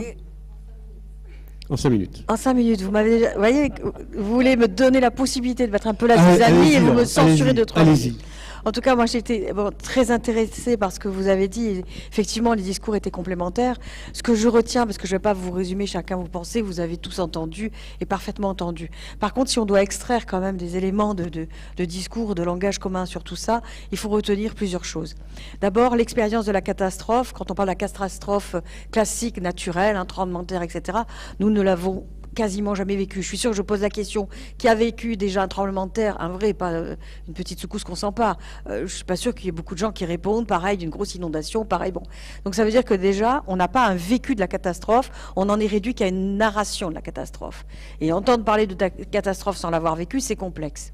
Et donc, il faut se préparer à ça, et on a bien compris que le rôle de l'éducation, le citoyen participatif, a toute sa place ici. Il faut intégrer peut-être dans les écoles des bons réflexes, des usages et des choses qui pourraient être utiles. Ensuite, il y a la catastrophe dont vous avez parlé, qui renvoie pour moi à la guerre, le terrorisme, qui n'est qu'une guerre asymétrique pour moi. C'est une guerre qui n'amène pas de retour, on est dans l'asymétrie, c'est imprévisible, ça frappe à des endroits où... Et ça ne concerne pas forcément au premier degré la protection civile, mais plutôt la protection nationale. On change de registre et on est déjà dans quelque chose qui renvoie à la sécurité, la cybersécurité et bien d'autres sujets. Pour faire vite, ce que ça veut dire, ça veut dire que nous avons affaire à différents types de catastrophes. Il y a la catastrophe naturelle, comme on l'a dit, la catastrophe humaine, et on essaye de dire aujourd'hui que la modélisation, par exemple, de la catastrophe peut nous aider à préparer une narration qui fait que quand on formule le problème, on peut déjà formuler une réponse plus ou moins adaptée. J'invite, moi, tous les services de secours, les sapeurs-pompiers qui font un travail brillant, on le sait bien, à anticiper sur le scénario catastrophe. Je vous vois en uniforme, donc je suis très heureuse de m'adresser aussi à vous pour dire que le scénario catastrophe, il va falloir intégrer toute la modernité des technologies qui sont à l'œuvre pour vous aider dans vos interventions. Mais ça sous-entend que vous avez l'habitude, entre guillemets, de pratiquer des manœuvres, des entraînements à la catastrophe, ce que le citoyen lambda ne fait pas nécessairement. Donc il y a encore un autre degré de la prise en considération de la catastrophe, des professionnels de la catastrophe, qui n'ont pas forcément vécu la catastrophe en plus, mais qui peuvent, un jour ou l'autre, non seulement y faire face, mais ensuite avoir les bons réflexes pour autrui, de la bienveillance, avec une éthique du care, du prendre soin de l'autre, et pas seulement de soi. Et là, ça prend une autre dimension. La simulation nous aide aussi, parce que de toute façon, elle est toujours inadaptée. Tout le monde connaît le philosophe Dupuy, Pierre Dupuy, qui a dit avec beaucoup de brio, la catastrophe, vous pouvez l'envisager, en attendant, elle n'est pas là, elle n'a pas lieu, vous savez pas ce que c'est. Il a raison. On ne sait pas ce que c'est tant qu'on ne le vit pas. Et malheureusement, on ne peut pas répéter la catastrophe, sinon ça voudrait dire qu'on en vit plusieurs. Et si on arrive à survivre à toutes, ben ça voudrait dire qu'on serait aussi un peu des super-héros. Donc vous voyez, on est vraiment dans quelque chose qui montre que c'est complexe. On a abordé la question de l'interopérabilité. On a bien compris que pour qu'il y ait résilience, il faut qu'il y ait une complexité, une combinatoire qui puisse intervenir à différents niveaux de la chaîne des secours ou de la mise en place d'une protection de la ville. Et ça, ça relève de ceux qui sont les politiques, les gouvernants. Bien entendu, tout ce monde de l'industrie qui, à mon avis, propose énormément de choses. Et moi, en tant que philosophe, j'ai presque un peu le tournis. Et j'ai envie de lancer un appel aussi à l'harmonisation de tout cela. Et je me dis, si je suis un touriste à Paris et que j'ai une application qui me permet de me déplacer dans la ville et d'avoir quelques éléments de sécurité, quand j'arrive à Nice, il faut que je télécharge une autre application pour avoir les codes sur la ville niçoise. Et on a peut-être envie d'une uniformisation de la compréhension des enjeux et peut-être quelque chose qui serait un peu plus facile ou accessible à tous. Et puis, on l'a bien compris, la catastrophe, c'est aussi celle qui peut nous arriver liée à la mise en œuvre même de la Smart City, la panne électrique généralisée, la domotique qui fait qu'on reste tous enfermés dans un immeuble parce que Madame Intelligence Artificielle a décidé que vous n'allez pas sortir. J'aime à dire que moi, viens chez moi, j'habite chez une IA. C'est-à-dire qu'avant, j'habitais chez mon chat, maintenant c'est l'IA qui décide de tout. Et on se rend compte que les travers de l'IA, c'est que souvent ça ne marche pas. Ensuite, comment on modélise avec l'IA si justement les ingénieurs ont tous entre 25 et 30 ans, que ce sont des hommes intelligents bien entendu et qu'on exclut un peu la pensée féminine? Comment on fait?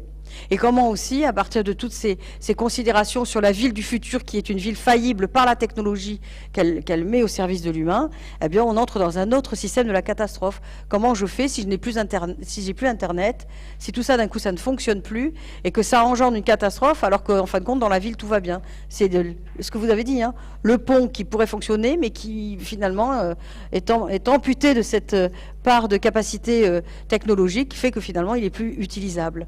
Donc, il va falloir se projeter sur tout ça en même temps, établir une combinatoire des risques et des solutions possibles, et en même temps, toujours, au cœur de tout ça, on a bien compris, et on l'a tous dit, les politiques, le financement, et d'ailleurs vous êtes pour tous, pour beaucoup dans l'entreprise, donc moi je suis une académique, hein, je fais partie d'une université, on a besoin de gens comme vous pour venir nous chercher, venez nous chercher. Dans la salle il y a les collègues de l'université d'Avignon, venez nous chercher, proposez-nous de faire des plans de recherche avec vous sur ces thèmes de la catastrophe et de l'humain au cœur des catastrophes, parce que c'est un peu nos sujets, ou l'éthique du prendre soin, financez nos programmes, parce que nous sommes libres de réfléchir. On est libre et on a une liberté aussi de parole pour pouvoir amener des discussions et de pousser les débats. Et une fois qu'on a concentré toutes ces possibilités, il faut des moyens, il faut de la gouvernance, il faut de la volonté, et en même temps, il faut de l'éducation pour les citoyens, pour qu'il y ait une synergie, pour qu'effectivement, cette catastrophe qui n'a pas encore eu lieu, eh bien, si un jour elle devient réelle, c'est-à-dire qu'on doit y faire face, eh bien, on aura produit à tous les niveaux de la cité, pas simplement d'un point de vue géographique, mais en cassant la dynamique de la hiérarchie en silo, où chacun fait dans son coin avec une dynamique de la hiérarchie qui vient par le haut, on casse tout ça, on rentre dans l'horizontalité, le multilevel, hein, les multiniveaux, et là-dedans, vous rentrez le facteur temps. Parce qu'effectivement, et vous l'avez très bien dit, la gestion d'une crise, c'est gérer aussi le temps de la crise, et le temps d'une crise, quand il y a eu une catastrophe, n'est plus le temps de la régularité tranquille des événements, et il y a un temps pour la sidération. Et il faut surmonter la sidération. Donc vous voyez, il y a un programme vaste, particulièrement intéressant. C'est très bien d'avoir posé ce sujet-là, parce que je crois qu'on a encore beaucoup de choses à se dire, et il y aura encore beaucoup de choses à harmoniser pour qu'on puisse effectivement gagner en efficacité, parce que l'idée, finalement, c'est d'être pragmatique et aller vers une efficacité. Même si on est philosophe, on n'est pas toujours que des rêveurs. Merci à vous. Merci beaucoup.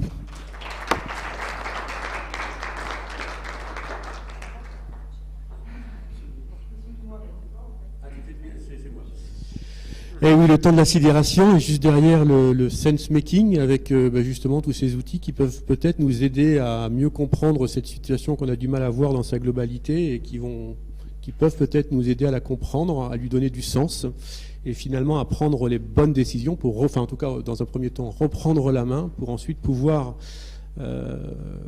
proposer au moins aux décideurs les bonnes actions, sous réserve que le décideur soit suffisamment courageux pour décider. C'est un autre débat.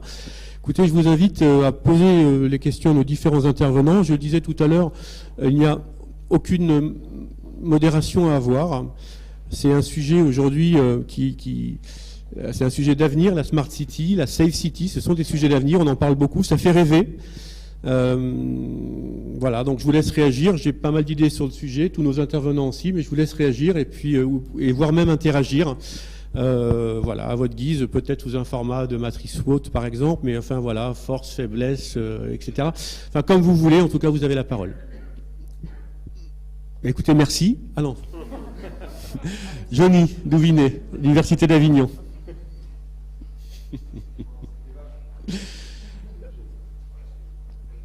Pas trop fort, Johnny, tu le lances, mais... Ouais, je ne sais pas si vous m'entendez. Bon. J'avais deux petites questions pour... alors je vais dire Onis et Arclan, mais j'ai oublié les noms précis. Pour Onis, est-ce que vous intégrez des critères sociaux dans les évacuations? Ça marche. Ça fonctionne? Si ça fonctionne, il faut que tu parles plus fort et plus dans le micro. Il faut que je rapproche, mais est-ce que vous intégrez des critères sociaux dans les modèles d'évacuation, puisque la vitesse des déplacements, elle diffère selon les personnes? Alors absolument, on va assez loin dans le modèle, c'est-à-dire qu'on définit déjà hommes, femmes, taille, enfants, adultes, etc. Également sur les comportements, on va pouvoir configurer si quelqu'un est un touriste ou un vacancier qui va avoir une vitesse de déplacement donnée, ou si c'est une force d'intervention qui va naturellement courir plus vite et à contre-flux. Tout ceci, c'est issu des sciences cognitives, donc de modèles de comportement qui ont été étudiés et vérifiés en laboratoire, notamment avec l'INRIA, puisqu'on parlait de la collaboration avec l'académique. D'ailleurs, au passage, on travaille avec l'IMRED. Et donc, ce sont des choses qui sont étudiées. Le but, c'est d'être le plus réaliste possible. Et on met régulièrement à jour ces modèles en fonction de la littérature, de ce qui peut évoluer dans la société. Si je peux me permettre une précision, puisque nous n'avions, cher Laura, que 8 minutes, dans l'approche... Non, vous aviez 10, vous. C'est vrai, j'avoue. Dans l'approche de la résilience, il y a un point sur lequel je n'ai pas insisté, mais qui est bien là, c'est l'aspect inclusivité et l'aspect sociologique. On n'hésite d'ailleurs pas à faire appel à des sociologues. Vous parliez d'académiques tout à l'heure, parce que, par exemple, le vieillissement de la population, qui est une donnée majeure, la prise en compte, alors tu l'as très bien dit, en matière de prise en compte comportementale, etc., avec les sciences cognitives, notamment les personnes, pour l'accessibilité, pour les personnes handicapées, pour les portes de secours, les portes de sortie. On travaille aussi sur tous les aspects de silver economy en général. Tout ça, c'est pris en compte quand vous prenez un territoire, autant une ville qu'un territoire d'ailleurs, on prend en compte la sociologie des personnes. Et ça, c'est une réalité. Et de la constitution, on est sur l'humain, la matière, on l'a tous dit d'ailleurs, il y a une dimension humaine qui n'est pas... la Smart City, c'est pas quelque chose de froid, et c'est pas quelque chose... C'est un moyen pour parvenir à des résultats positifs et à parvenir à du progrès. Et faire face au choc et limiter... parler de résilience, c'est parler de vie et de mort, hein, c'est parler aussi de bien-être et de sécurité, et aussi de bien-être général, mais aussi des aspects les plus dramatiques. Tu avais une deuxième question, Johnny. Oui, du coup, j'avais une deuxième question pour l'école.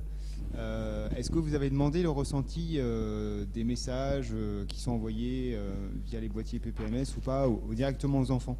Parce que c'est une vaste question aussi, du coup, sur la réaction ou non. Alors, tout à fait. En fait, dans notre cas d'école, nous, on a travaillé sur une solution qui soit modulaire et vraiment gérer des scénarios à façon. Donc, les messages ont été travaillés...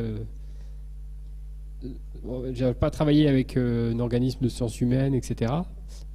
Aujourd'hui, les messages ont été travaillés avec les enseignants, donc avec la sensibilité des enseignants de cette école-là, on va dire uniquement, mais avec cet objectif, que ça soit apprécié que le professeur pense que le message soit adapté à l'audience, puisqu'on ne va pas avoir non plus forcément les mêmes messages dans une école primaire et maternelle, on va dire. En complément à la question de Johnny, moi j'ai une question, j'en ai une qui du coup s'adresse directement à vous. Dans le cadre d'exercices que vous mettez en œuvre, comment se passe la conduite du retour d'expérience, le débriefing, qui pour le coup me semble extrêmement intéressant, puisque vous l'avez bien dit, chaque école est différente, chaque personne est différente, chaque enseignant est différent. Et pour le coup, comment est-ce que vous adaptez votre dispositif? Est-ce que vous l'adaptez par rapport à comment ça se passe, par rapport à aux enseignements que vous pouvez capitaliser? Oui, alors en effet, ce projet il est sorti en 2-3 ans avec la ville de Nice, donc on a fait une réunion préparatoire avec les enseignants. Ils ont leur procédure PPMS, puisque ça, ce que nous disait, c'était des procédures qui existent, qui évoluent tous les ans, mais qui existent depuis des années, et comment se caler et les améliorer, ou comment se caler par rapport à ces procédures. Ensuite, on a participé aux exercices. Oui, bonjour. Donc, qu'est-ce que je disais sur le téléphone portable? Donc après, on a participé aux exercices, les 3-4 exercices annuels, en fait, pour avoir un retour d'expérience, pour avoir un retour des enfants, parce que l'objectif, la démo produit, elle est sur le salon là-bas, avec plaisir vous viendrez, pour voir si les élèves peuvent voir l'élément et indiquer au professeur, par exemple, et c'est un message qui s'est allumé. Parce qu'il y a des alertes, il peut y avoir des alertes sonnantes, sirènes, etc., importantes, mais également on a voulu tester des alertes muettes, juste visuelles, et des alertes on a profité, on va dire, des alertes aussi informatives, c'est-à-dire risque inondation, alerte météo orange, fermeture anticipée à 16h. Voilà, on donne cette information et l'idée c'était de savoir en quelle vitesse les élèves vont voir ce message et vont le donner, comparé à un appel téléphonique. Il faut que la personne aille chercher, enfin, il n'y a pas un téléphone dans toute l'école, dans toutes les salles, hein, donc il faut que ce soit la directrice qui reçoive le message, etc. Donc voilà, donc ça faisait partie de notre enseignement déjà pour nous, pour comprendre ce métier en fait, et comment l'adresser, et confirmer comment l'adresser. Merci beaucoup. Une autre question? Oui, je voulais intervenir par rapport à la présentation de la ville du futur. Je ne suis pas vraiment un spécialiste, mais ce matin on a parlé de changement climatique. En fait, dans énormément de représentations de la ville du futur, c'est une ville pas du tout naturelle, sans arbres, que bétonnée, qui n'est pas forcément, enfin en tout cas dans ce qu'on a vu aujourd'hui, et qui est en fait, entre guillemets, peut-être contre-productive parce qu'elle va faire des îlots de chaleur, elle va pas être agréable à vivre, etc. Donc c'était par rapport à ces éléments, en fait, est-ce que vous avez des représentations beaucoup plus sympathiques sur quelque chose qui serait plus partagé, mais voilà, donc c'est ce que j'ai vu, après c'est ce que j'ai ressenti. Là, je vais faire passer à mon voisin, mais juste... Et le deuxième point, en fait, on parle beaucoup de résilience par rapport aux catastrophes naturelles. Moi, j'ai pas entendu encore aujourd'hui qu'on ait parlé de déchets.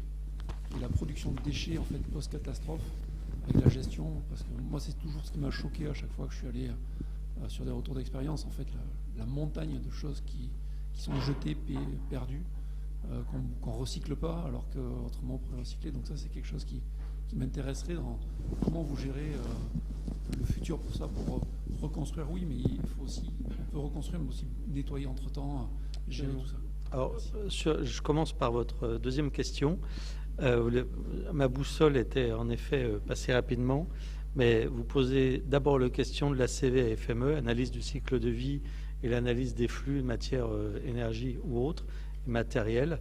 C'est vrai aussi pour les travaux de construction, c'est vrai. Donc la prise en compte des flux entrants, des flux sortants, c'est parfaitement intégré. On a même des logiciels pour ça.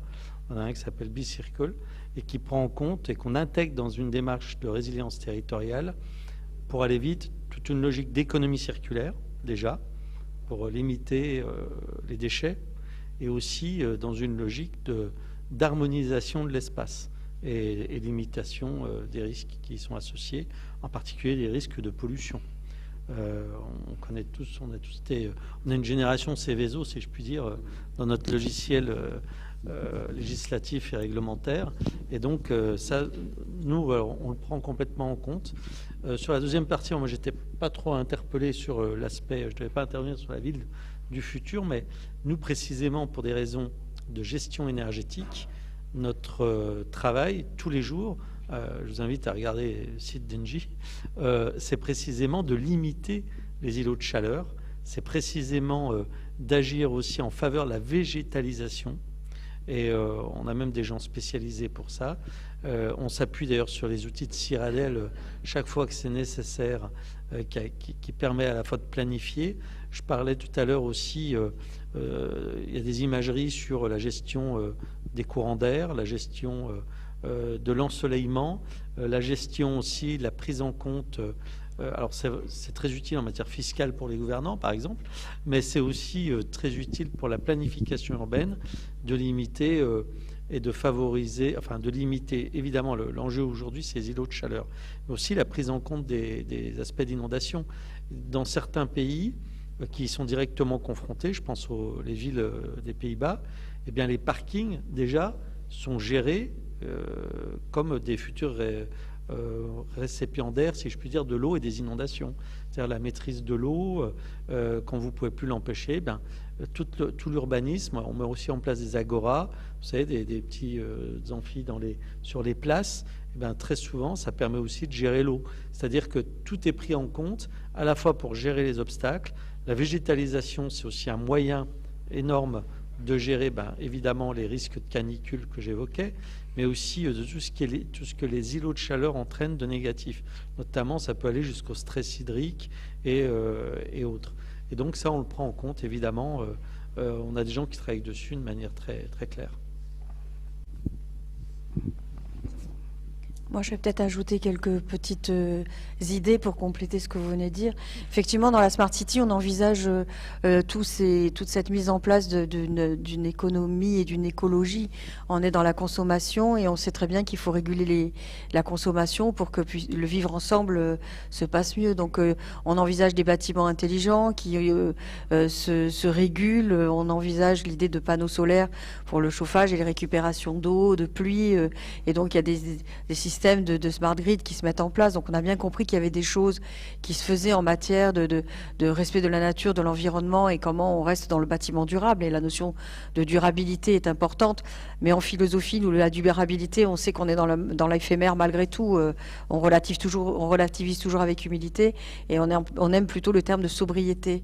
Et c'est peut-être aujourd'hui ce qui manque, cette sobriété qui peut être, comment dire, utile à penser la Smart City. Par contre, il y a des choses aussi qui peuvent être dites avec un pas de côté, non pas pour condamner la Smart City. Moi, je suis techno-enthousiaste, mais il faut quand même être vigilant. Il y a des Smart City dans des endroits où il n'y a rien, où on construit une ville complète et qui, à l'image de tout le gigantisme et de la modernité qu'on connaît avec toutes les technologies. Et puis, il y a les villes anciennes qui sont connues comme le Paris d'Haussmann et avec lesquelles il va falloir composer sur un ancien pour transformer et faire quelque chose orienté vers la modernité telle qu'on nous la présente. Le programme ou le projet Paris 2050 nous présente une ville avec des tours oblongues qui s'élèvent vers le ciel, des jardins suspendus. Il y a eu un problème avec la ville de Lyon qui, il y a quelque temps, avait proposé ou a montré en tout cas un reportage avec des appartements où les pauvres vivraient en bas parce qu'on avait fait des appartements avec des matériaux moins luxueux que les derniers étages, ce qui a fait bien sûr un petit scandale dans les communautés qui réfléchissent à ces sujets. Mais en réalité, c'était une manière de dire on met les pauvres et les riches en même temps. Moi, j'avais l'impression que c'était Titanic, les cabines sur le pont supérieur avec les riches et les pauvres, vous restez en bas, vous verrez pas le soleil et puis contentez-vous de peu. Donc on a cette vision qui est dans le gigantisme et en même temps, ce qui est navrant peut-être, et c'est là où on a envie d'aller chercher les urbanistes qui travaillent beaucoup d'ailleurs à tout ça, c'est que la Smart City doit être aussi le lieu où on garde une mémoire, un cœur de ville. Ce que j'ai dit dans les 8 premières minutes, j'ai abordé la question d'atmosphère de la ville. Ça, c'est la sensation qu'on a à peut-être vouloir tendre vers un vieux centre-ville plutôt que d'aller vers le cœur urbain modernisé et technocentré. Voyez, donc ça, il faut en tenir compte parce que la ville d'hier, elle est un modèle aussi pour la ville du futur. Les anthropologues travaillent beaucoup sur les questions de signalisation dans la ville et la ville du futur. Et on se rend compte que on a à apprendre. Tout à l'heure, j'ai cité Pompéi, c'était aussi par une sorte de boutade. Moi, je travaille beaucoup sur le nomadisme et la question de la Smart City en allant chercher en Mongolie sur les peu de sites archéologiques où on a 2 villes réellement qu'on peut identifier, à comprendre comment les populations s'installent, se modélise autour d'un mouvement, surtout quand on voit Ulaanbaatar que tout le monde a posé sa yourte où il pouvait, enfin c'est assez mal construit. Donc vous voyez, il y a toutes ces réflexions-là et l'important c'est de se dire que les territoires sont différents, les cultures sont différentes, mais on veut tendre vers quelque chose qui amène à un écosystème qui pourrait être acceptable. En même temps, vous l'avez dit, j'ai testé, j'ai vécu dans un quartier Smart City, j'étais un peu triste de voir que finalement on est dans des grandes tours de verre. La végétalisation, c'est qu'un idéal, on vous fait pendre ça à la fenêtre d'un air de dire vous êtes dans la verdure, on vous met des espèces animales qu'on vient placer sur les hauteurs, des ruches, etc. Malgré tout, il ne faut pas oublier que le territoire, c'est pas que la ville. Il y a le Smart Village. La crise du Covid a montré que finalement, beaucoup sont retournés vers des maisons où il y avait des campagnes en espérant des lieux où on pouvait se connecter pour avoir encore un lien social dans des espaces de coworking et en même temps un lieu où on pouvait cultiver son jardin. Et je crois que je fais confiance moi à la jeunesse parce que 2050, il faut savoir que les enfants qui auront 5 ans en 2050, ils sont pas nés. Et on est en train de prévoir, et c'est pour ça que les philosophes, il faut qu'on réfléchisse avec les autres, et souvent on appelle les sociologues, mais pas assez les philosophes, justement sur ces questions-là. On se dit, 2050, c'est quand même un moment particulier où les générations, on leur prévoit un habitat auquel il n'y a pas la continuité, on est dans une ville disruptive, on ne l'a pas assez dit, et ça, il va falloir y réfléchir pour se dire dans quoi on aimerait vivre vraiment pour pouvoir apporter à ces générations à venir un lieu, agréable à vivre aussi.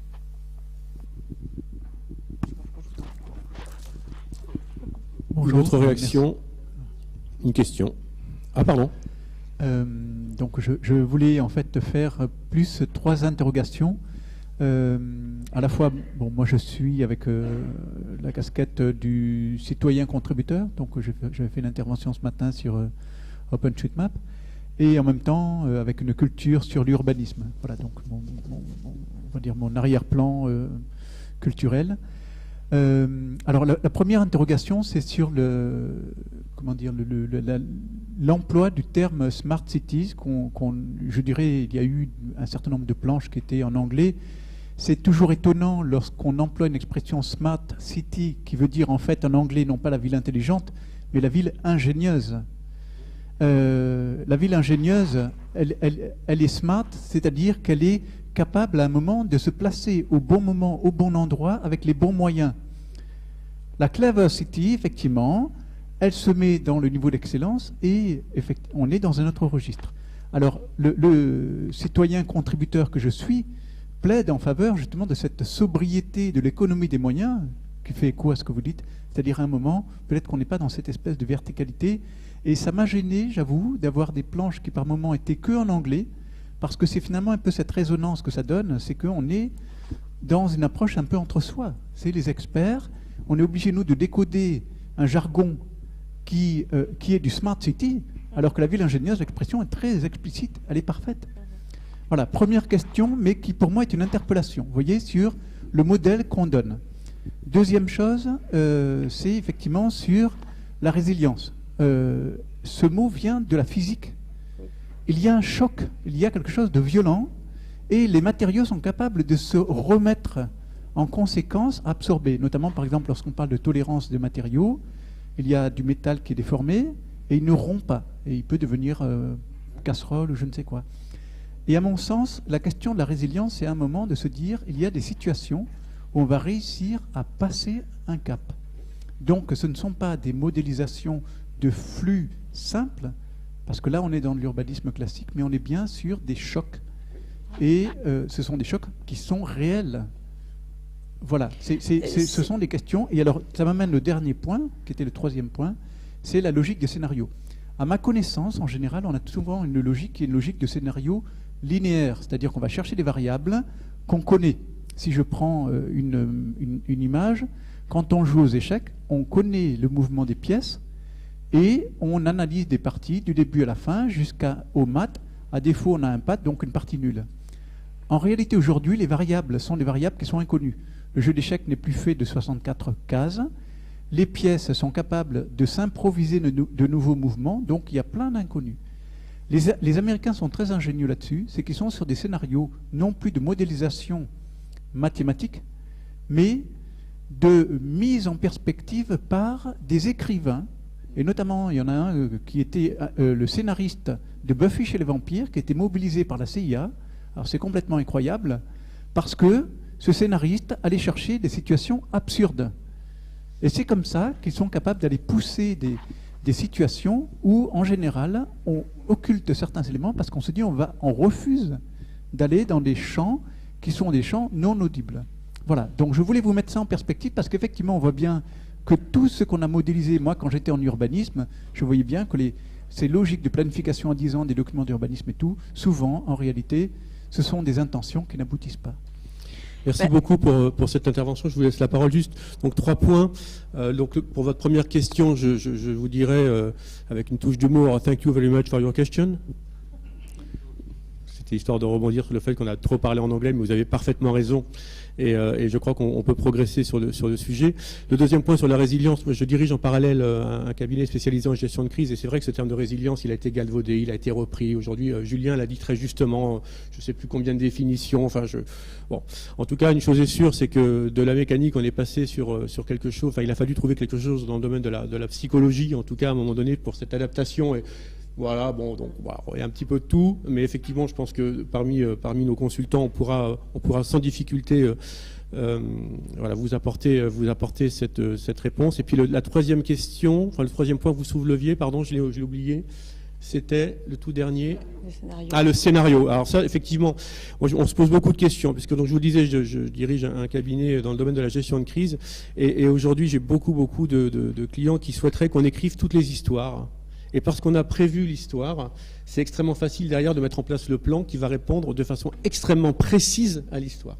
Et je crois qu'aujourd'hui, il faut qu'on change de paradigme, parce qu'effectivement, il est extrêmement difficile de prévoir les histoires. Et puis même si on était une équipe de je ne sais pas combien de personnes avec une expertise et une expérience incroyable, je peux vous assurer qu'on n'aurait pas osé penser aux accidents du World Trade Center, on n'aurait pas osé penser aux attentats de Paris 2015, on n'aurait pas encore moins imaginé le scénario de Fukushima.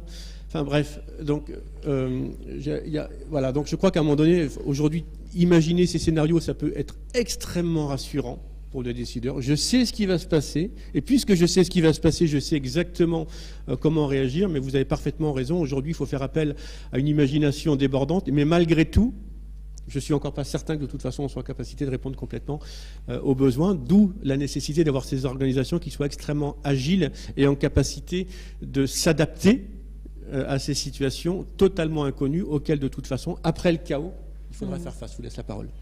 Moi, ce qui m'interpelle dans ce que vous nous dites, c'est qu'en fait on l'a dit, mais on ne l'a pas dit avec les mots que vous employez. Vous avez parlé d'une vie intelligente et ingénieuse, moi j'ai dit astucieuse en introduction. Vous m'avez parlé de scénario, je vous ai parlé de narration. On a parlé de le deuxième aspect avec le mot résilient. Moi, j'ai dit qu'il fallait qu'à un moment donné, on envisage qu'on rebondit pas comme ça parce que sinon ça casse un choc sur un lieu et donc il faut bien une élasticité des systèmes et donc il faut utiliser d'autres termes et on voit la difficulté. C'est pour ça que l'intérêt, c'est qu'un sociologue va utiliser un jargon, un industriel, un politique le sien, un philosophe le sien et on se rend compte que finalement, il y a vraiment un effort de compréhension qu'il faut établir avec un vocabulaire extensible. Vous avez dit la Smart City, il y a aussi l'intelligence artificielle, l'IA, qui est inversée en plus lorsqu'on en parle en anglais, et le intelligere latin veut dire relier entre elles. Donc est-ce que l'intelligere relie dans le mot intelligence artificielle, est-ce qu'on pense à ça? Le mot robot qui sort tout droit de la science-fiction entre guillemets, Asimov qui veut donner un droit au robot parce qu'il en parle dans un scénario qui est une histoire, un film. Donc vous avez entièrement raison, là, dans cette grande aventure qu'est la Smart City, il faut solliciter les vocabulaires, il faut trouver un dictionnaire commun d'expression. La Smart City a été complètement galvaudée, je l'ai dit en introduction, parce que c'est un mot valise et il fourre-tout, tout le monde y met tout et n'importe quoi. Et en réalité, le mot Smart City, il faut arrêter de l'utiliser à tort et à travers pour faire du business, parce qu'en réalité, il y a quelque chose de beaucoup plus profond derrière tout ça. Et quelque part, c'est quand même un terme qui pourra plaire et qui pourra satisfaire tout le monde si on y met un peu de sérieux et un peu de fond, c'est-à-dire du concept, et pas simplement un business plan que chacun peut s'approprier. Voilà. Tout en sachant qu'on sait bien que la Smart City, c'est le lieu de l'innovation et donc un lieu où la finance est en action, mais c'est pas dérangeant en fait, tant qu'on y pense l'humain. C'est-à-dire que le moyen, c'est pas l'humain, c'est la finalité.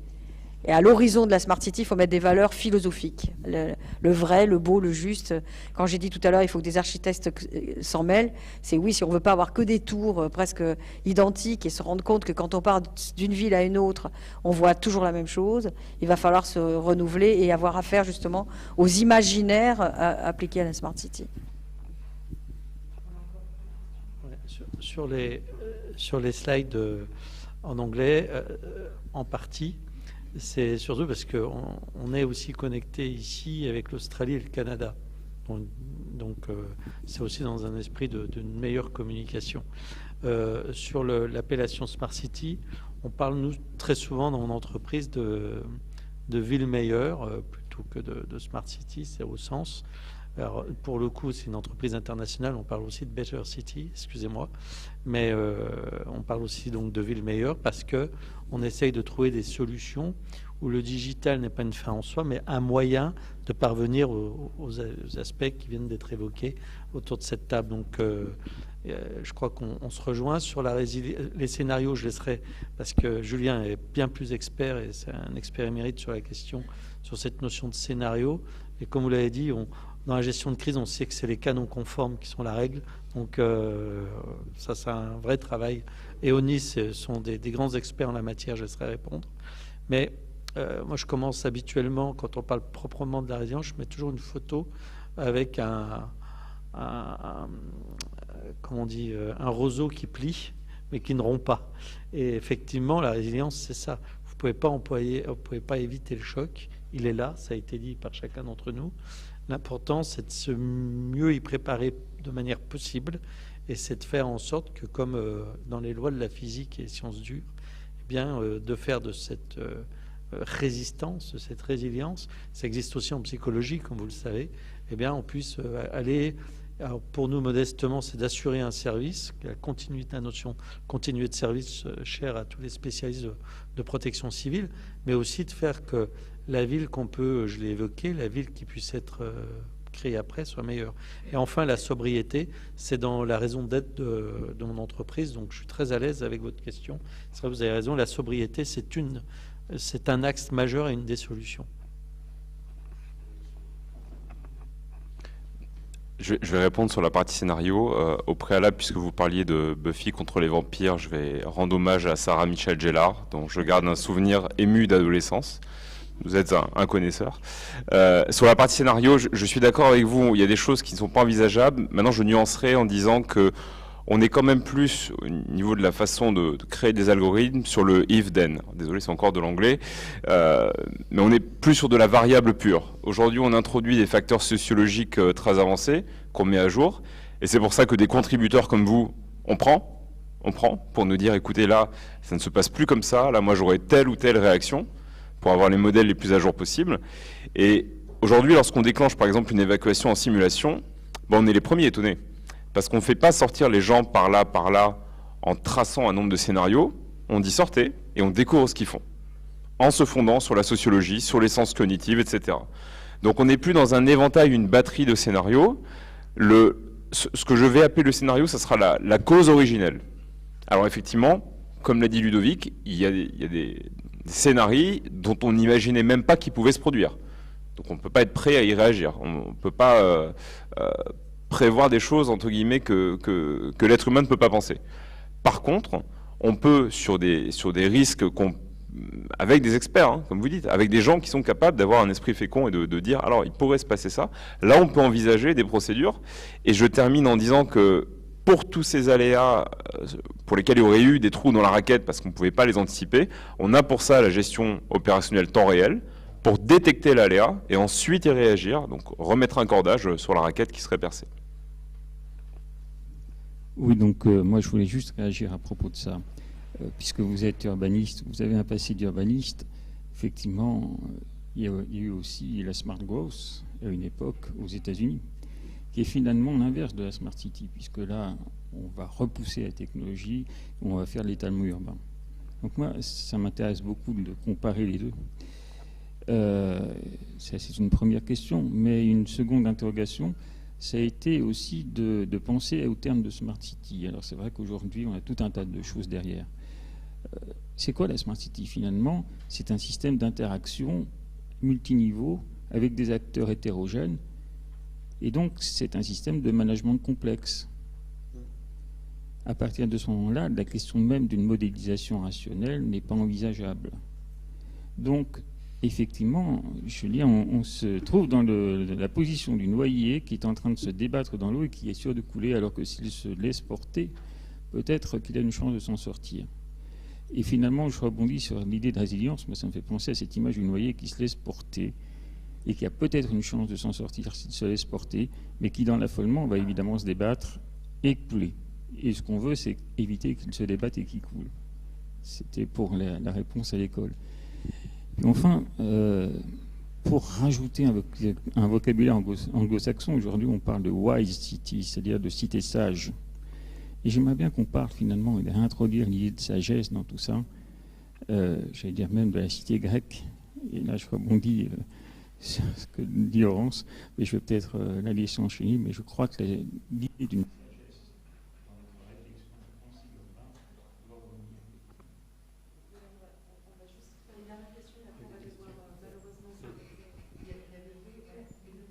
Oui. Donc, Eric. Donc, Eric Gaume de l'Université Gustave Eiffel. Je ne sais pas si on entend le micro. On entend ? Voilà. En lisant le titre, c'est une remarque très iconoclaste, mais je me demande si Smart City résiliente, ça ne relève pas de l'oxymore. En tout cas, pour moi, il y a un peu d'oxymore derrière, parce que ce qu'on a vu, c'est beaucoup de technologie, et c'est logique. Et moi aussi, je suis assez technophile, vous le verrez demain. Mais en même temps, on sait très bien que la technologie, elle est parfaitement adaptée pour la gestion de situations nominales. Mais là, on parle de gestion de crise, de situations atypiques. Et on sait que nos systèmes, voilà, une Smart City, fondée sur les technologies de l'information et de la communication, qui vont se mettre, elles aussi, à dysfonctionner au moment où on en aura besoin pendant les situations de crise. Je suis aussi un modélisateur. On sait que nos modèles sont nettement moins performants pour représenter, on se sert de modèles pour représenter ou prévoir l'évolution des phénomènes qu'on va avoir à gérer. Juste une anecdote, je me souviens avoir été en service de prévision de crue sur la Loire en 2003. Il y avait un très très beau modèle magnifique qui tournait, et puis à un moment le modèle s'est écarté de la réalité, et on a rouvert les armoires et on a sorti les vieux papiers et les réglettes de Bachet pour faire de la prévision. Donc ça m'amène à deux remarques. Je pense qu'il faut faire attention à ne pas survendre et créer des attentes qui vont être déçues probablement. Donc ça c'est dans le discours, il faut être prudent dans ce qu'on dit. Et puis la deuxième remarque, c'est qu'il ne faut pas qu'en mettant en place des dispositifs fondés sur des nouvelles technologies, on substitue, on fasse disparaître les fonctionnements antérieurs dont on aura besoin pour la gestion de crise en mode dégradé, qui arrivera à coup sûr. Absolument. Je pense qu'on est tous d'accord. On l'a dit tout à l'heure, et c'est vrai que quand on fait des plans, notamment pour des villes qui doivent réaménager des équipements ou des infrastructures critiques ou d'importance vitale, pour reprendre les termes réglementaires, bien ça on le prend en compte. C'est-à-dire qu'effectivement, il ne s'agit pas de rajouter des vulnérabilités, mais on l'a tous dit ici, à d'autres vulnérabilités identifiées. Ce que vous dites est très juste. Vraiment, je crois qu'en plus, en ce qui concerne le modèle européen, je parle ici, on est à Aix-en-Provence, mais c'est vrai aussi, on est plutôt exemplaire. Et quand on voit ce qui se passe à l'international, on ne doit pas avoir honte de nos propres normes en Europe. On n'a pas. Ce que vous dites est très vrai. C'est une approche qui est très, au sens noble, très européenne, et elle est reconnue. Et parce que justement, on fait très attention à ça. Et c'est un des défis, c'est de ne pas rajouter une technostructure qui empêcherait finalement d'arriver à notre but, c'est-à-dire d'arriver à une meilleure sécurité, une meilleure sûreté, une meilleure gestion des crises, et aussi à du bien-être quotidien. Ça a été dit également. Mais vous avez tout à fait raison, et ça, on y est très attentif, en particulier ici, dans notre propre univers, et on l'exporte. On pourrait même ajouter qu'il faut laisser la place aussi à une logique de la spontanéité et pas forcément habituer les citoyens à quelque chose qui est tellement préétabli, comme s'il y avait un assistanat permanent. Il faut aussi compter sur la possibilité pour les individus d'avoir une sorte de liberté, y compris une liberté conditionnée par la peur, et qu'à partir de ce moment-là, il y a des réflexes aussi qui peuvent surgir et être très utiles, dès lors qu'il y a aussi, avant, en prémisse à tout ça, peut-être une réflexion sur une possible catastrophe. Il y a aussi des réflexes, il y a aussi du bon sens lié aux angoisses du ventre, on va dire, et ça, c'est pas un outil qui va le cadrer. On peut se retrouver héroïque ou au contraire très faible sans le savoir. On ne sait pas avant comment on va réagir et comment on sera. Mais surtout, il faut faire attention à cette mise en scène qui consiste à dire qu'on est assisté en permanence, qu'on va vers le bien-être absolu, que tout le monde sera heureux. Il faut aussi casser ces idéologies qui, à mon sens, sont néfastes à l'idée d'une possible résilience de la ville. Ce sera peut-être mon mot de la fin. Ouais, je ne sais pas si vous m'entendez. Moi, j'avais juste une remarque, c'est qu'on est en train de penser à la Smart City du futur. Et la Smart City du futur, ceux qui la feront fonctionner, c'est ceux qui ont 10, 15 ou 20 ans aujourd'hui. J'en ai 2 à la maison. J'en avais 2 à la maison. Maintenant, ils volent de leurs propres ailes. Vous n'allez pas leur expliquer à eux que la technologie, c'est pas bien, c'est pas machin, c'est pas truc, c'est pas bidule. De toute façon, ils sont nés avec, ils ont vécu avec. Donc, je pense, et moi, c'est ce qui m'interpelle vraiment, c'est de dire est-ce qu'on a encore quelque chose à faire, autre chose que de mettre à disposition des moyens, entre guillemets, le politique, est-ce que c'est pas, et quand je dis politique, c'est au sens pas philosophique, je me permettrai pas, mais au sens la ville, quoi, la cité, de dire effectivement est-ce que le sujet c'est pas justement de mettre des moyens et les gens en feront vouer parce que cette génération elle est comme ça. Enfin, on va pas la changer. Ils ont aucun problème. Ils vont dans n'importe quelle ville du monde. Ils ont City Mapper. Ils se déplacent comme ils veulent. Ils savent avant comment ce qu'il faut faire pour aller de l'aéroport ou tout ça. Et je pense qu'il y a cette dimension-là qui n'est pas prise en compte aujourd'hui. Dans l'évolution des villes et des campagnes, qu'ils soient à Paris ou qu'ils soient, excusez-moi, je n'ai rien contre le fin fond de la Creuse, ils attendent à avoir le même service. Et je crois que le sujet, vous disiez, Smart City, mais aussi Smart Territoire, parce que on l'a vu avec le Covid. Voilà, j'habite dans la 3e ou 4e ville des Alpes-Maritimes, qui n'est pas une petite ville, mais on n'avait pas la fibre encore au début du confinement. Donc je pense qu'il y a ça avant un certain nombre de choses. Et quand on parle de résilience, je disais toujours, on m'a appris que la résistance de la chaîne, c'est la résistance du maillon plus faible. Et je pense qu'aujourd'hui, on pense à des choses très très avancées, mais on n'a pas forcément travaillé sur la résistance du maillon plus faible. Alors, je vais en profiter pour rebondir. Je pense qu'on est tous conscients du maillon le plus faible dans le domaine de la sécurité, et on est notamment conscient que le maillon le plus faible, c'est l'humain. C'est que généralement, la faiblesse, elle vient de l'humain. L'humain ne sait pas réagir parce qu'il est tétanisé. L'humain fait un mot de passe énorme, mais il l'a mis en post-it quelque part. L'humain, voilà. Je veux dire, il y a quand même. Je suis pas certain. Enfin,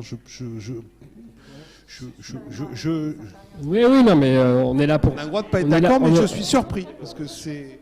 On est là pour partager. On a vu des comportements justement dans la pandémie où on a été surpris du réaction de tous ceux qu'on a appelés les premiers de cordée. Enfin, au moment de la pandémie, je ne sais plus si on disait les premiers de cordée.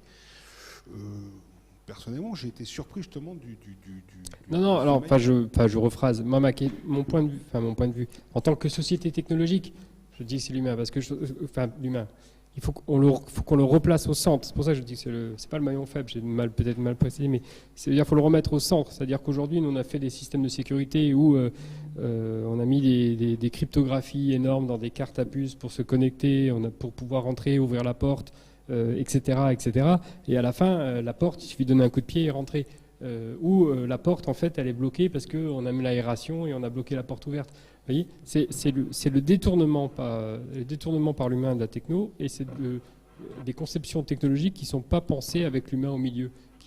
C'est cette dichotomie que je considère qu'il faut faire attention. Voilà, faire attention dans l'implémentation. Et après, moi, ce que j'entends de ce qu'on vient de dire aussi, c'est qu'il y a autant de vocabulaire que de personnes. C'est-à-dire que Smart City, chacun aura une définition différente. À une époque, initialement, pour moi, la Smart City, c'était la ville connectée, ville communicante. Et donc, qu'est-ce qu'on met dedans ? Voilà, ça, c'est l'avantage aussi de l'humain dans la diversité. Non, j'ai laissé la parole à Laurence pour conclure. On arrive à la fin de ce débat. En tout cas, merci à vous tous et je vous laisse le dernier mot. Moi, je dirais simplement, je vais conclure avec un de mes amis que je fréquente régulièrement, qui s'appelle Antoine de Saint-Exupéry. Et non seulement il disait qu'il fallait habiter le monde, mais il disait aussi je serai à moi-même mon propre témoin. Ce qui veut dire ce que nous avons à faire pour nous-mêmes et pour autrui, eh bien, quand nous faisons bien, nous le savons. Quand nous faisons mal, eh bien, nous avons aussi ce sentiment qu'on a un peu bâclé les choses. Et je crois qu'aujourd'hui, il faut se retrousser les manches, il faut y aller. Et il faut se dire qu'on est à nous-mêmes notre propre témoin et que ça engage aussi, non pas de prédire le futur, mais de le réaliser ensemble et pour les autres. Et pas seulement pour soi. Donc ça veut dire qu'il faut détourner un peu ce phare d'égocentrisme pour le tourner vers l'être collectif et la cité, entre guillemets, idéale, celle certainement des philosophes, mais pas seulement. Donc voilà mon mot de la fin. Antoine de Saint-Exupéry est toujours très utile pour ça, surtout qu'on sait qu'on a un petit prince qui a voyagé à travers différentes planètes et qui se rend compte que sur la Terre, il y a un ami renard et il y a une belle rose à aimer. Et je crois que les fondamentaux aussi dans la vie, c'est les relations humaines qui sont riches de sens et qui, en dehors de l'interface connectée, nous ramènent aussi à nos fondamentaux. Et on tient debout grâce à ça aussi. Merci à vous, merci beaucoup.